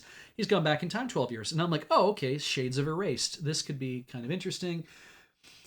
Takemichi decides to get revenge on his life by saving his girlfriend and changing himself that he'd been running away from. And I'm like, see, you call it Tokyo Revengers and Toman anime there, so I'm like, this is based on a manga. I don't know anything about this manga. The Revengers part seems like I was like, oh, is this going to be like a lot of I'm going to beat a bunch of people up or whatever? Or is this like I'm going to take control of my life and change who I am? But then again, everybody in here is coded as a delinquent. And I'm just like, are you a part of a gang? Do you decide to make a gang? Do you decide to head up the gang? What's happening here? Action, drama, romance, supernatural. Supernatural, fine. You go back in time. Romance. Because you back time 12 years, so you're dating your girlfriend, but now you're going to get revenge in your life by saving your girlfriend. But is that because she got drawn into the gang? And it's all these questions I have, and I'm like, I don't know. Pat Bear says it's a fighting anime. Well, then that kind of just nopes me out, I guess. Cool. All right. Still, enjoy it. I have no idea if it's good or not, but yeah. Vivi. Actually, no. It's Vivi. Vivi. Okay, Vivi. Fluorite Eyes Song. An AI named Matsumoto. We all know Matsumoto. Appears before Vivi, the world's first autonomous humanoid AI. So, two different AIs here. Matsumoto's mission is to rewrite history together with Vivi in order to stop the war between AI and humans that will happen 1 century later. Okay, so it goes back in time or knows that there's going to be a war because they're an AI. Lots of the Black Cross imagery added onto thing, but we have song and we have sheets of paper and neat look at what we have. One black whatever the hell kind of glove you would call that with white gloves, but then we're missing that on the other side. Oh, there's a person over here. I didn't even see them. Okay, they're there now, and then there's this person. Is any other stuff down below? I don't really see. It's just legs. And is that supposed to be a guitar? Maybe missing a string, or is it? I just don't care. I don't care. Whatever this is, I don't care. I hope you enjoy it, but I don't care.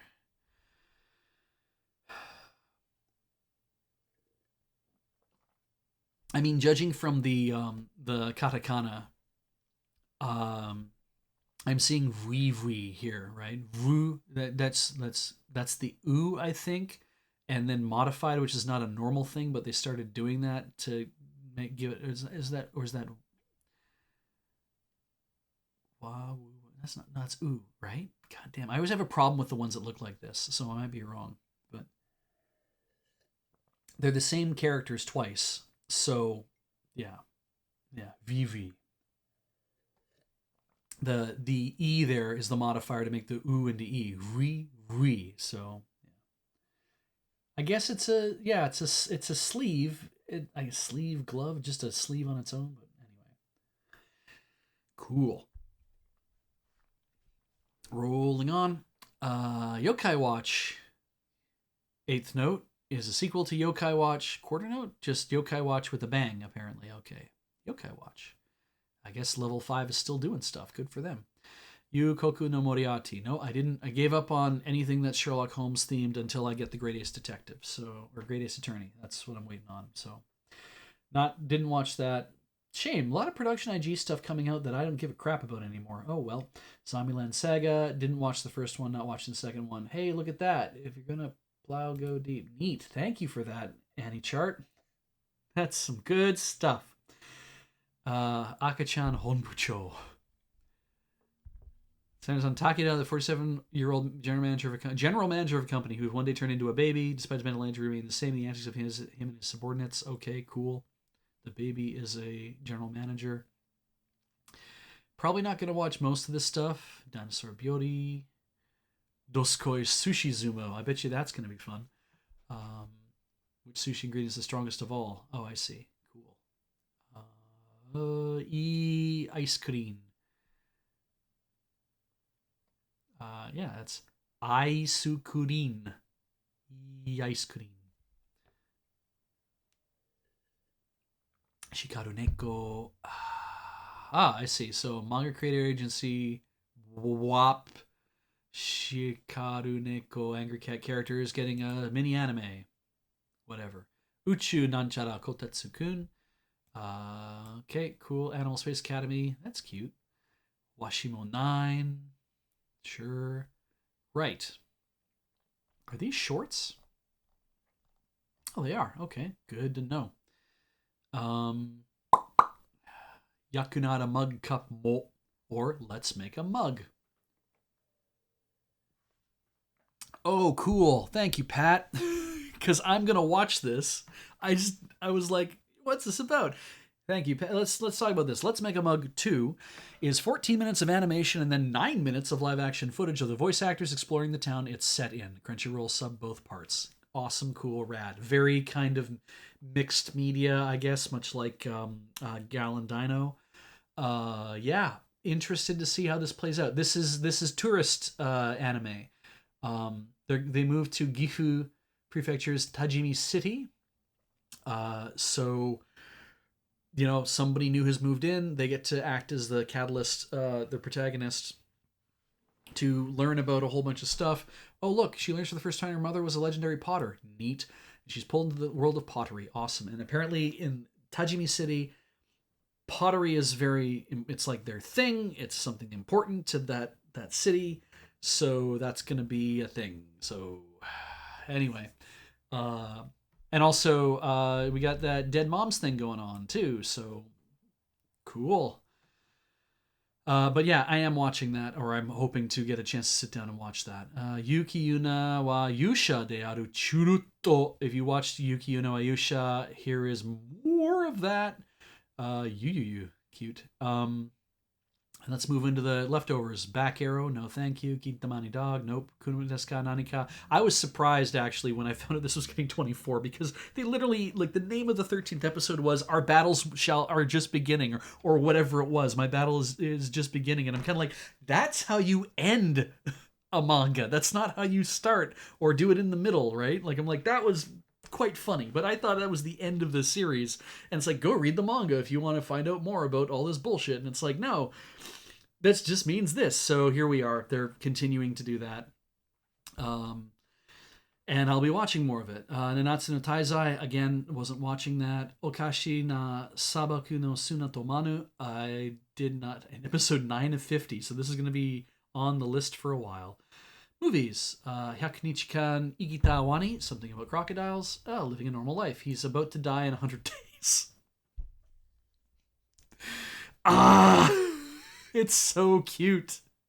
There has been a lot of these something's gonna happen in 100-day manga. Like, there's been a lot of those coming out. So this is a very interesting idea to do to do this. So all right, Bang Dream getting a thing. Final episode of the 3rd season of Bang Dream anime is getting 3 theatrical films. Okay, this is the first one. Korean Shin-chan's getting a movie. I'm assuming they have as many movies as Detective Conan by this point. Maybe they'll do a crossover someday. Maybe they already did, and I just don't know it. Eiga Daisuki Pompo-san. I like this idea. What a great name. Joel Davidovich Pomponet. A talented movie producer who looks like a girl. Is it because Joel is a girl? And that's why... Is this hang on. Is this knockoff Clamp? Is that what we're seeing here? What's happening? What? Huh? All right. And then people want to make one of Pompo's films. I don't know if I'm going to watch this.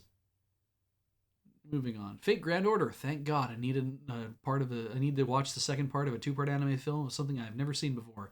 Girls in Panzer. Ditto. Healing Good Precure is getting a movie. Of course it is. Gundam is getting something about Hathaway's ass. What is this? Hathaway's axis shock. Mafty. Hathaway Noah. All right.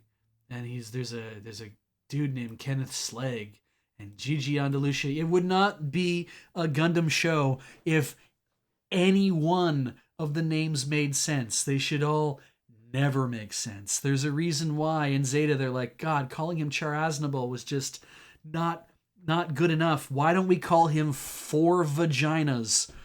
Perfect. You can get that past the censors, right? Yes, because we'll just say 4 vaginas and it'll work. Holy crap. Anyway, not gonna watch that. Ian might. I don't know. Ian's really big on UC, and this is UC, so we'll see what happens. Seems complicated. Like, they might have to take 2/3 of the movie to just tell you what's just happened here.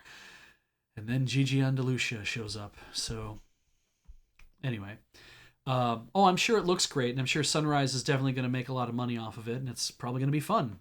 I just don't care about Gundam. Ian's going to hate that I say that, but I don't care about Gundam, so I have to not care about some things, and I guess that's one of the things I don't care about. I love him, though. He's such a good man. Conan got its, 60th movie? Congratulations. Hey, the World Olympics are coming up in Tokyo, of all places. We're making a Japanese Bullet. Imagine if they had a train that went really fast. This one's going to go really fast, and then it's going to drive up super fast, and then something bizarre is going to happen, and something's going to happen to the Olympics that were held in Boston. Oh, new Prince of Tennis. Yes, it's a new anime until an original story. Okay. And it didn't take place in the manga. That's what makes it original. Okay, cool. Fuck. Oh, yeah, Knights of Sidonia. Fuck, I don't care about that either. But hey, they're sewing stuff up, so that's good. Oh, good. Precure short film OVAs. Ah. All right. Are they all boys? I think so. All right, so there you go. So there's some Shonen Ai. There's some good Shonen Ai for you called Six Lovers. Beyblade. Some more Shonen Ai for you, I guess. Some more Shonen Ai. This looked cool, and it's coming to Netflix, and I can't wait to watch an episode of it in May, I guess.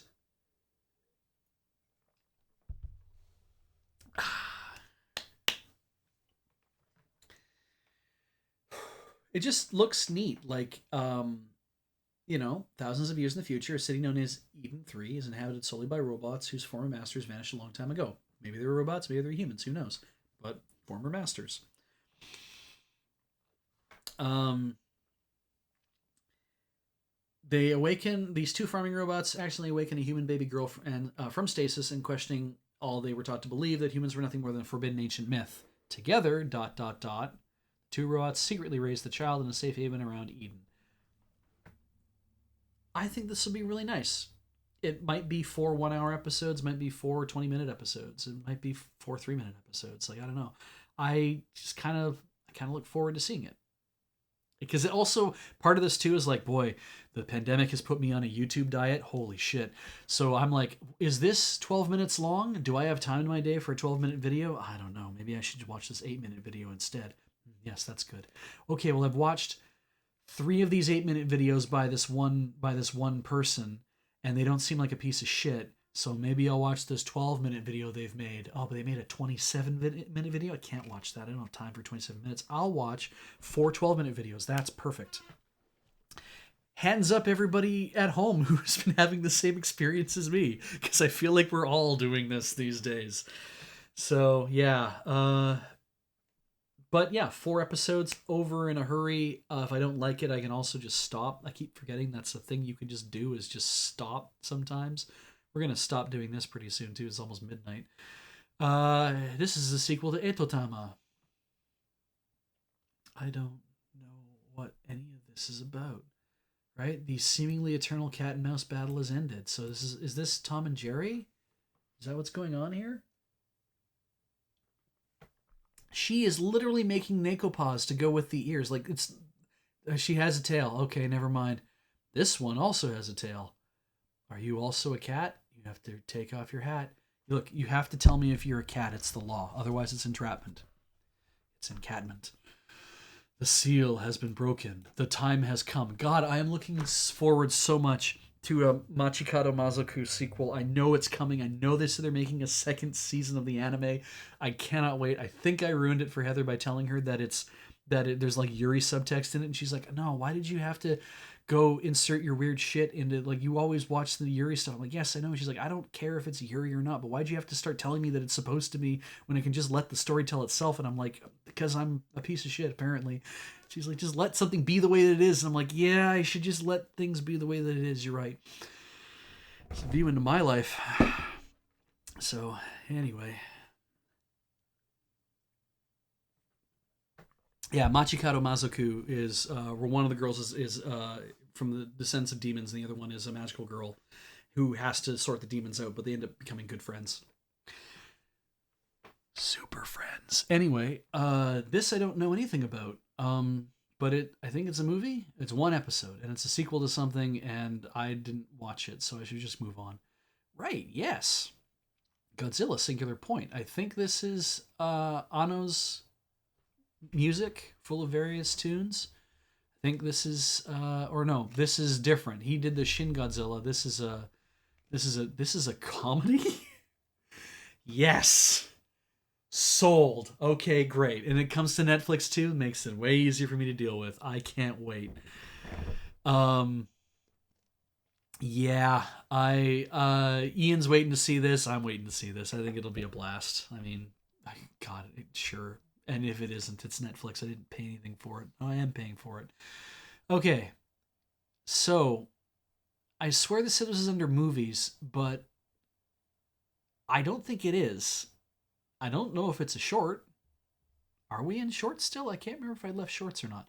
But Goku Shufudo is I'm reading the manga for this. God, I hope this like gets out there like the way it's supposed to be. I really like it. It's a lot of fun. it is very um Tatsu is a very like he's still a yakuza at heart from the way that he acts, like all of his things that he says. Um, but he's a house husband now. He's a devoted house husband. His wife goes out and works, and he all the things that he does in the house, he acts like he would act if he was still like a yakuza. Um, because some habits die hard, and yet he walks around in like it would have just been as funny to put him. He's in a Shiba Inu apron, but I would have been even funnier to put him in a POPO apron.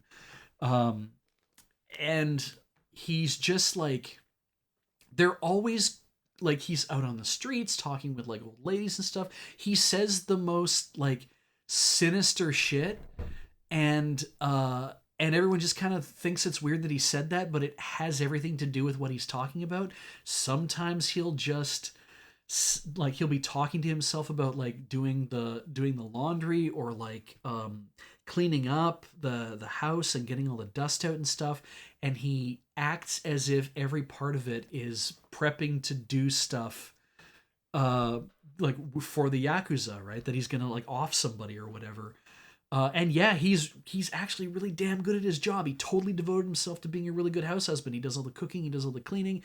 I mean, because apparently also because his wife isn't very good at doing either like any of those things. So he's like, he obviously it's like, yeah, I'm gonna do that. Of course, I'm gonna do that. I'm gonna do a great job of it too. And he does. He makes kyaraben, as you can see from that's not just him holding a thing up. He made that like. You're right. Tech Priest says he'll say he has premium white powder, and then he pulls out this really good flour.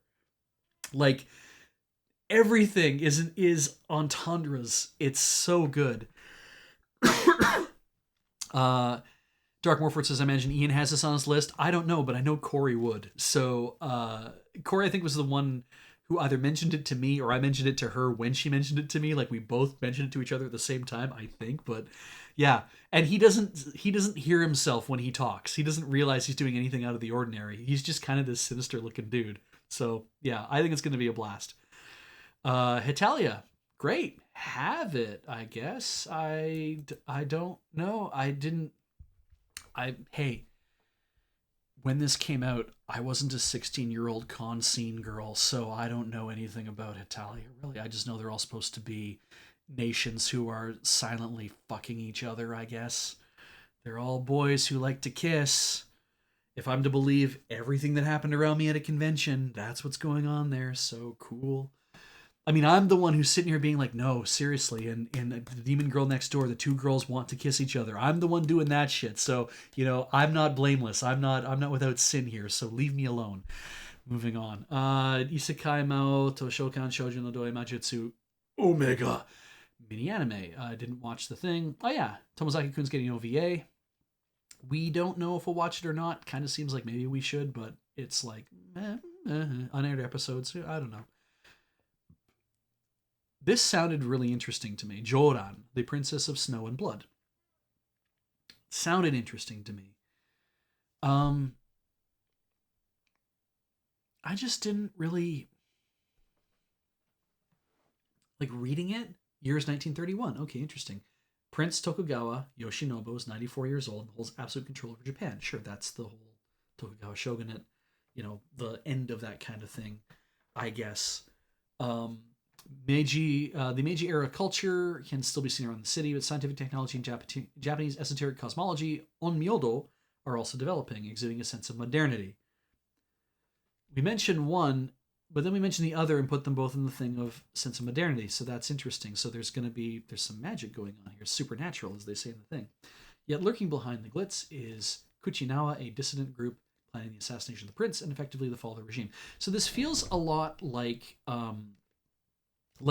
it's weird because in 1931, the Tokugawa shogunate was over. And you know the thing they did in the Meiji era? Why it's called the Meiji era? Because it was the Meiji Restoration. It was the restoration of the emperor to basically be like, the emperor is the one in charge. And that's where we get all that from, right? That's what was supposed to be happening at the time. So the fact that there's a Prince Tokugawa is a little weird to me, but I guess because 94 years old, so it's like, we had the Meiji era happen. Did we have the black ships? I don't know what the hell's happening. And I just kind of like, oh, this is an alternate history thing. Cool. We see those all the time. But something about um like something about oh, this girl is her entire family was murdered and she dedicated her life to avenging their death. Um so she joined the government secret executioner group, and I'm just kind of like, this is going to be, it just really feels like, is this going to be like just Ninja Scroll levels of blood and action? Like, is that what we're looking at here? I don't know. I don't know if I was in the mood for it or not, so I kind of passed it. But there's something about it that just seems pretty appealing. So if this is kind of your jam, hey, here is something like that. And it's for me. I don't know what to make of this, though. So I think this is on purpose, clearly. So, Kaguya-sama wa kokurasetai tensai tachi no renai Zuno-sen OVA.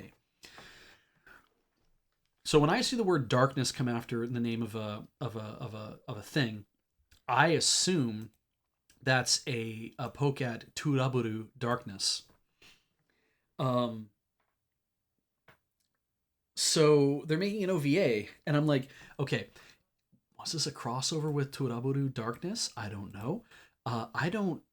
I've never seen this. I don't know what it is. I don't know what this is all about and what's going on. The kind of like, these two are up to something, and I don't know what it is. She's wearing a black bow. Does Chica always wear a black bow? I don't know if she ever wears a black bow. That's weird. But so I'm keen to see what this is whenever it comes out.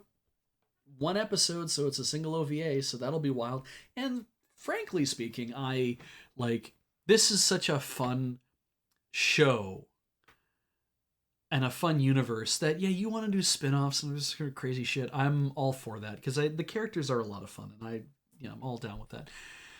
That kind of thing, definitely. C Laguna says, when does we want to talk about Kaguya-sama get its own show? True, right? Yeah, I'm kind of, I want to see that get a show. It'll get a couple OVAs or something, but I think that'd be really fun, because you'd have to like set each little bit of it in like, this is what's happening now in the rest of the show, and then showing what they're doing otherwise. But I don't know if you'd have to do a whole season to really get kind of the point across. But whatever, it doesn't really matter. Koi to yobu ni wa kimochi warui. Love and something is the worst feeling. So I looked at this, I'm like, oh, this is cute.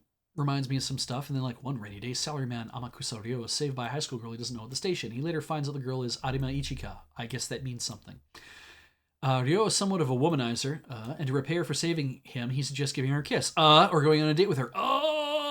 In which Ichika tells him he's creepy. Oh, this opens a new door for Ryo. Oh, and he falls madly in love with her. Oh, ever since then, Ryo tries to overly express his feelings to Ichika. Ichika just keeps insulting him. Oh, and says he's being creepy. And he seems to take it as her way of showing affection towards him. Oh,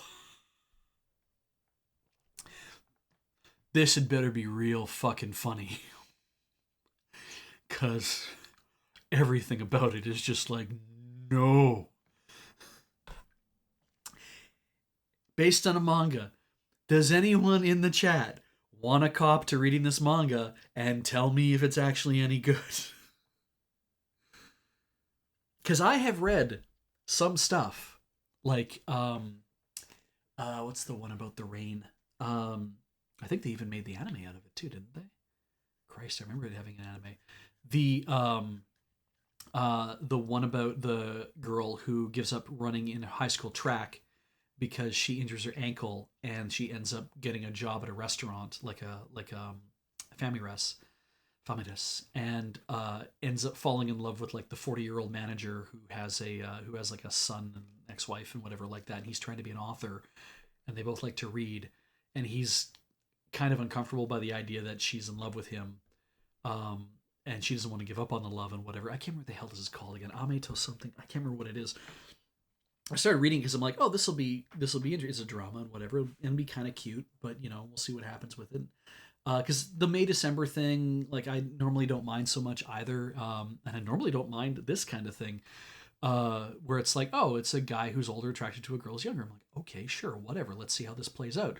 But this starts with, how about I give you a kiss or go on a date with you? And she's like, you're creepy as fuck. Leave. And he's like, I like when she abuses me like that. I'm gonna be awful to her all the time, despite the fact that she told me to go away. That'll show everybody that persistence is important. So yeah. Oh, Pat Bear says this is Eric in Japan back to back with the anime. I shaved and I brought a high school girl home. No. Yes. Yes. That's amazing, Pat. Holy Jesus. I wonder. I wonder. I wonder if. I wonder if the broadcaster was like, "F it," like, or was like, "We'll put the one on and then we'll put the other one down, and that'll be a well, like what to do, what not to do, or really just more like what not to do, what not to do, um, or like some sort of like frickin' if we show both sides, and it's like showing both sides." I don't know. Oh, Amazon Prime. Good. Whatever. Moving on. I'm not gonna watch this. I don't think I could take it. There's a lot of things I'll be like, oh, relationship and whatever. Sure, I guess I'll deal and like, sure, I'll watch this. Maybe it'll be cute. I'll just pretend that she's not in high school, or he is, or whatever. But I'll just pretend they're people, and then it's like, oh no, but no, no, I don't think I can deal with it. SD Gundam World Heroes. Suddenly, a red hot meteor falls upon one of these worlds called Neo World. Cool. Don't. Oh, hey, cool. Amazon Prime did a 13th episode of Heaven's Design Team. I guess I will try to get a hold of that somehow since I don't have Amazon Prime. It's just one? Yeah, it's just one. Yasuke. Sounded interesting. Reading some of it. In a war-torn feudal Japan filled with mechs and magic, the greatest Ronin never known, Yasuke, struggles to maintain a peaceful existence after a past life of violence, but when a local village becomes the center of social upheaval during warring daimyo, Yasuke must take his sword and transport a mysterious child who is the target of dark forces and bloodthirsty warlords. Well, it's his fantasy, so not supernatural, but okay. I'm guessing that's the mysterious child right there. Story of Yasuke, the first African samurai who actually served the legendary Oda Nobunaga, will be released to the world. I have to assume this takes a few liberties, given the mechs and magic, but whatever. I do like how they have to be like the first African samurai who actually served. It was Oda Nobunaga. Like we better point this out so people just think we're putting a black guy in here for no reason. Like it's like, okay, cool. Ultimately though, action fantasy, mecha sci-fi, and kind of how like this whole thing kind of looks is kind of like, everything's forward, there's things and there's things blowing up and mecha charging, and just kind of like I don't know, not really for me, I don't think. But please enjoy it, and if we talk about it next time,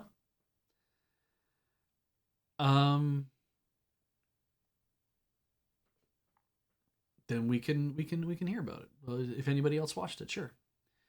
So that's all kind of messed up there. Yusei Koko Tenmonbu. That is Yusei High School Astronomy Club. The web anime centers on 5 high school astronomy club members who solve people's concerns. See,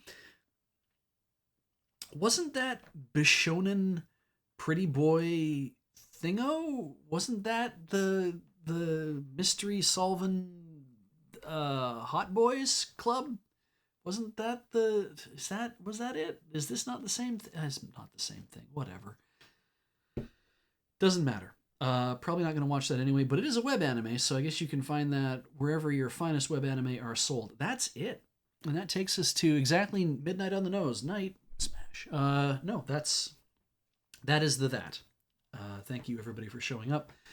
And I have no idea if I have a way to run subs. And I have no idea if Heather is in the other room hearing me talk about running subs. I'm going to pop back to the booth here while I try to figure my life out. I know the sub notifier was on, so you would have all seen your stuff coming up. I guess I'm going to read notifications, and there's only a few of you anyway. So we're just going to pop through it real fast. I want to thank Frankenfruity for 62 months and Matt Mitchell 45 for 88 months. My goodness, so many months. 10th Tech Priest for 41 months. Wowot for 18 months. Seabats showed up for 80 months. And I wasn't going to read sub messages, but he did say show toilet. And I can't tell if he wants me to show the toilet in my house or if he's talking about this show is a toilet. But it's got to be one or the other, right? It can't be both. Can't be both. Zanto69 with 50 bits. Thank you so much. I want to say Joke Mill, but I'll say Joke Mill. Joe K. Mill for 31 months. The Raiders showed up at some points. And then Big Core 917 with 48 months. Diabetic Madness with 48 months. Congratulations both on your 4-year anniversaries. Harmonize Melody for 11 months. CJ for 34 months. So I'm glad you showed up. Junior Roll for 53 months. Hester the Yellow with 500 bits for all that Yuri. Absolutely. And Odo Nobunaga just subscribed. Thanks to the Maricat. And then St. Nex, I see, just showed up here as well for 84 months. How much is 80? 72, 84. That's 9 years, right? No. Yes? 72 is 6. 84 is 7 years. Thank you, yeah. I was like, it ends in a 4, so 14. That's where that's from, right? That's how you do math, Beach. Jesus. 7 years. Congrats on your anniversary, and thank you so much. I could show you all my toilet, I guess. It has the washlet hooked up to it. I mean, I could just describe it to you. It's got a Toto C300,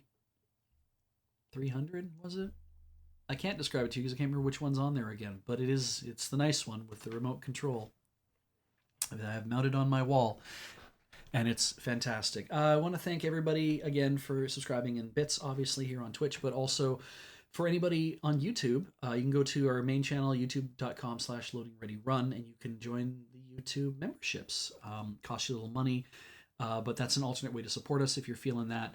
Also, patreon.com/loadingreadyrun. Our Patreon means that we can keep doing this stuff for you. You are the largest contributor to what keeps things running here, be it on Twitch or be it on Patreon or be it on YouTube. And that's really what has kept us rolling during the pandemic. You've all been very generous in over a year of incredibly difficult situations for so many people around the world. And I'm glad that if you're all here, it sounds like you've all managed to stay healthy. That's just good news overall. I think for a sec.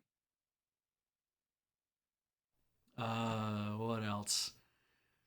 The store.loadingreadyrun.com. You can buy our merchandise there. Not if you're in the UK at the moment. We're gonna figure that out. Don't worry. I am the process. I am part of the process, and the process is being processed. There's things to do. My hair is all weird. Need to make it weirder.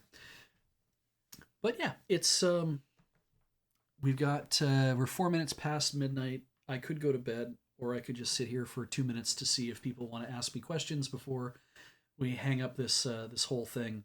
Thank you, Hexy Lexi, for buying water bottle and price shirt. I can't believe we've sold as many water bottles as we have, and in fact, here's a little behind the scenes. I got a hold of the company that prints our water bottles, and they did say that, hey, so just so you know, whatever we have left in stock is what's going to be left in stock, because the Contigo doesn't want to do this kind of branding anymore in this way, so they're not selling their stuff to be branded in these kind of ways. I'm like, that's interesting.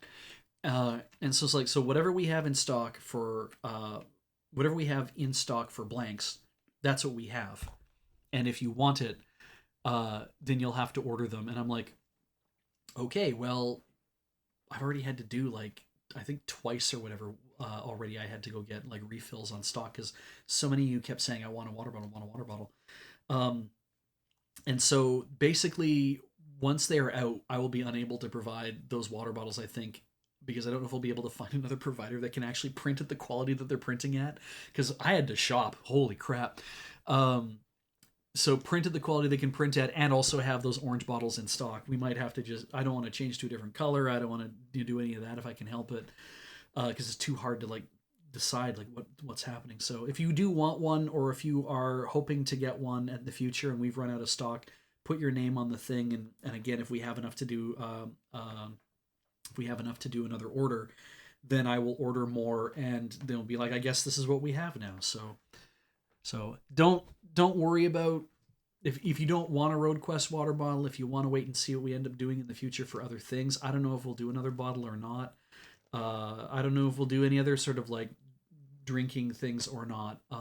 But yeah, don't feel pressured to buy a thing just because I say like, oh, we might be out of that at some point, and then you'll never get one of those again. I could just end up doing another bottle. Who knows, right? I certainly don't at the moment because the future is. Wait, that's the past. That's the future. And my bed is that way.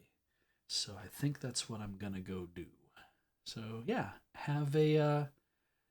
Scoomy asks, what anime are you most excited to watch out of all of them? I'm guessing that's for what's in the. Oh, you know what? I can just look at my plan to watch list. That's way faster.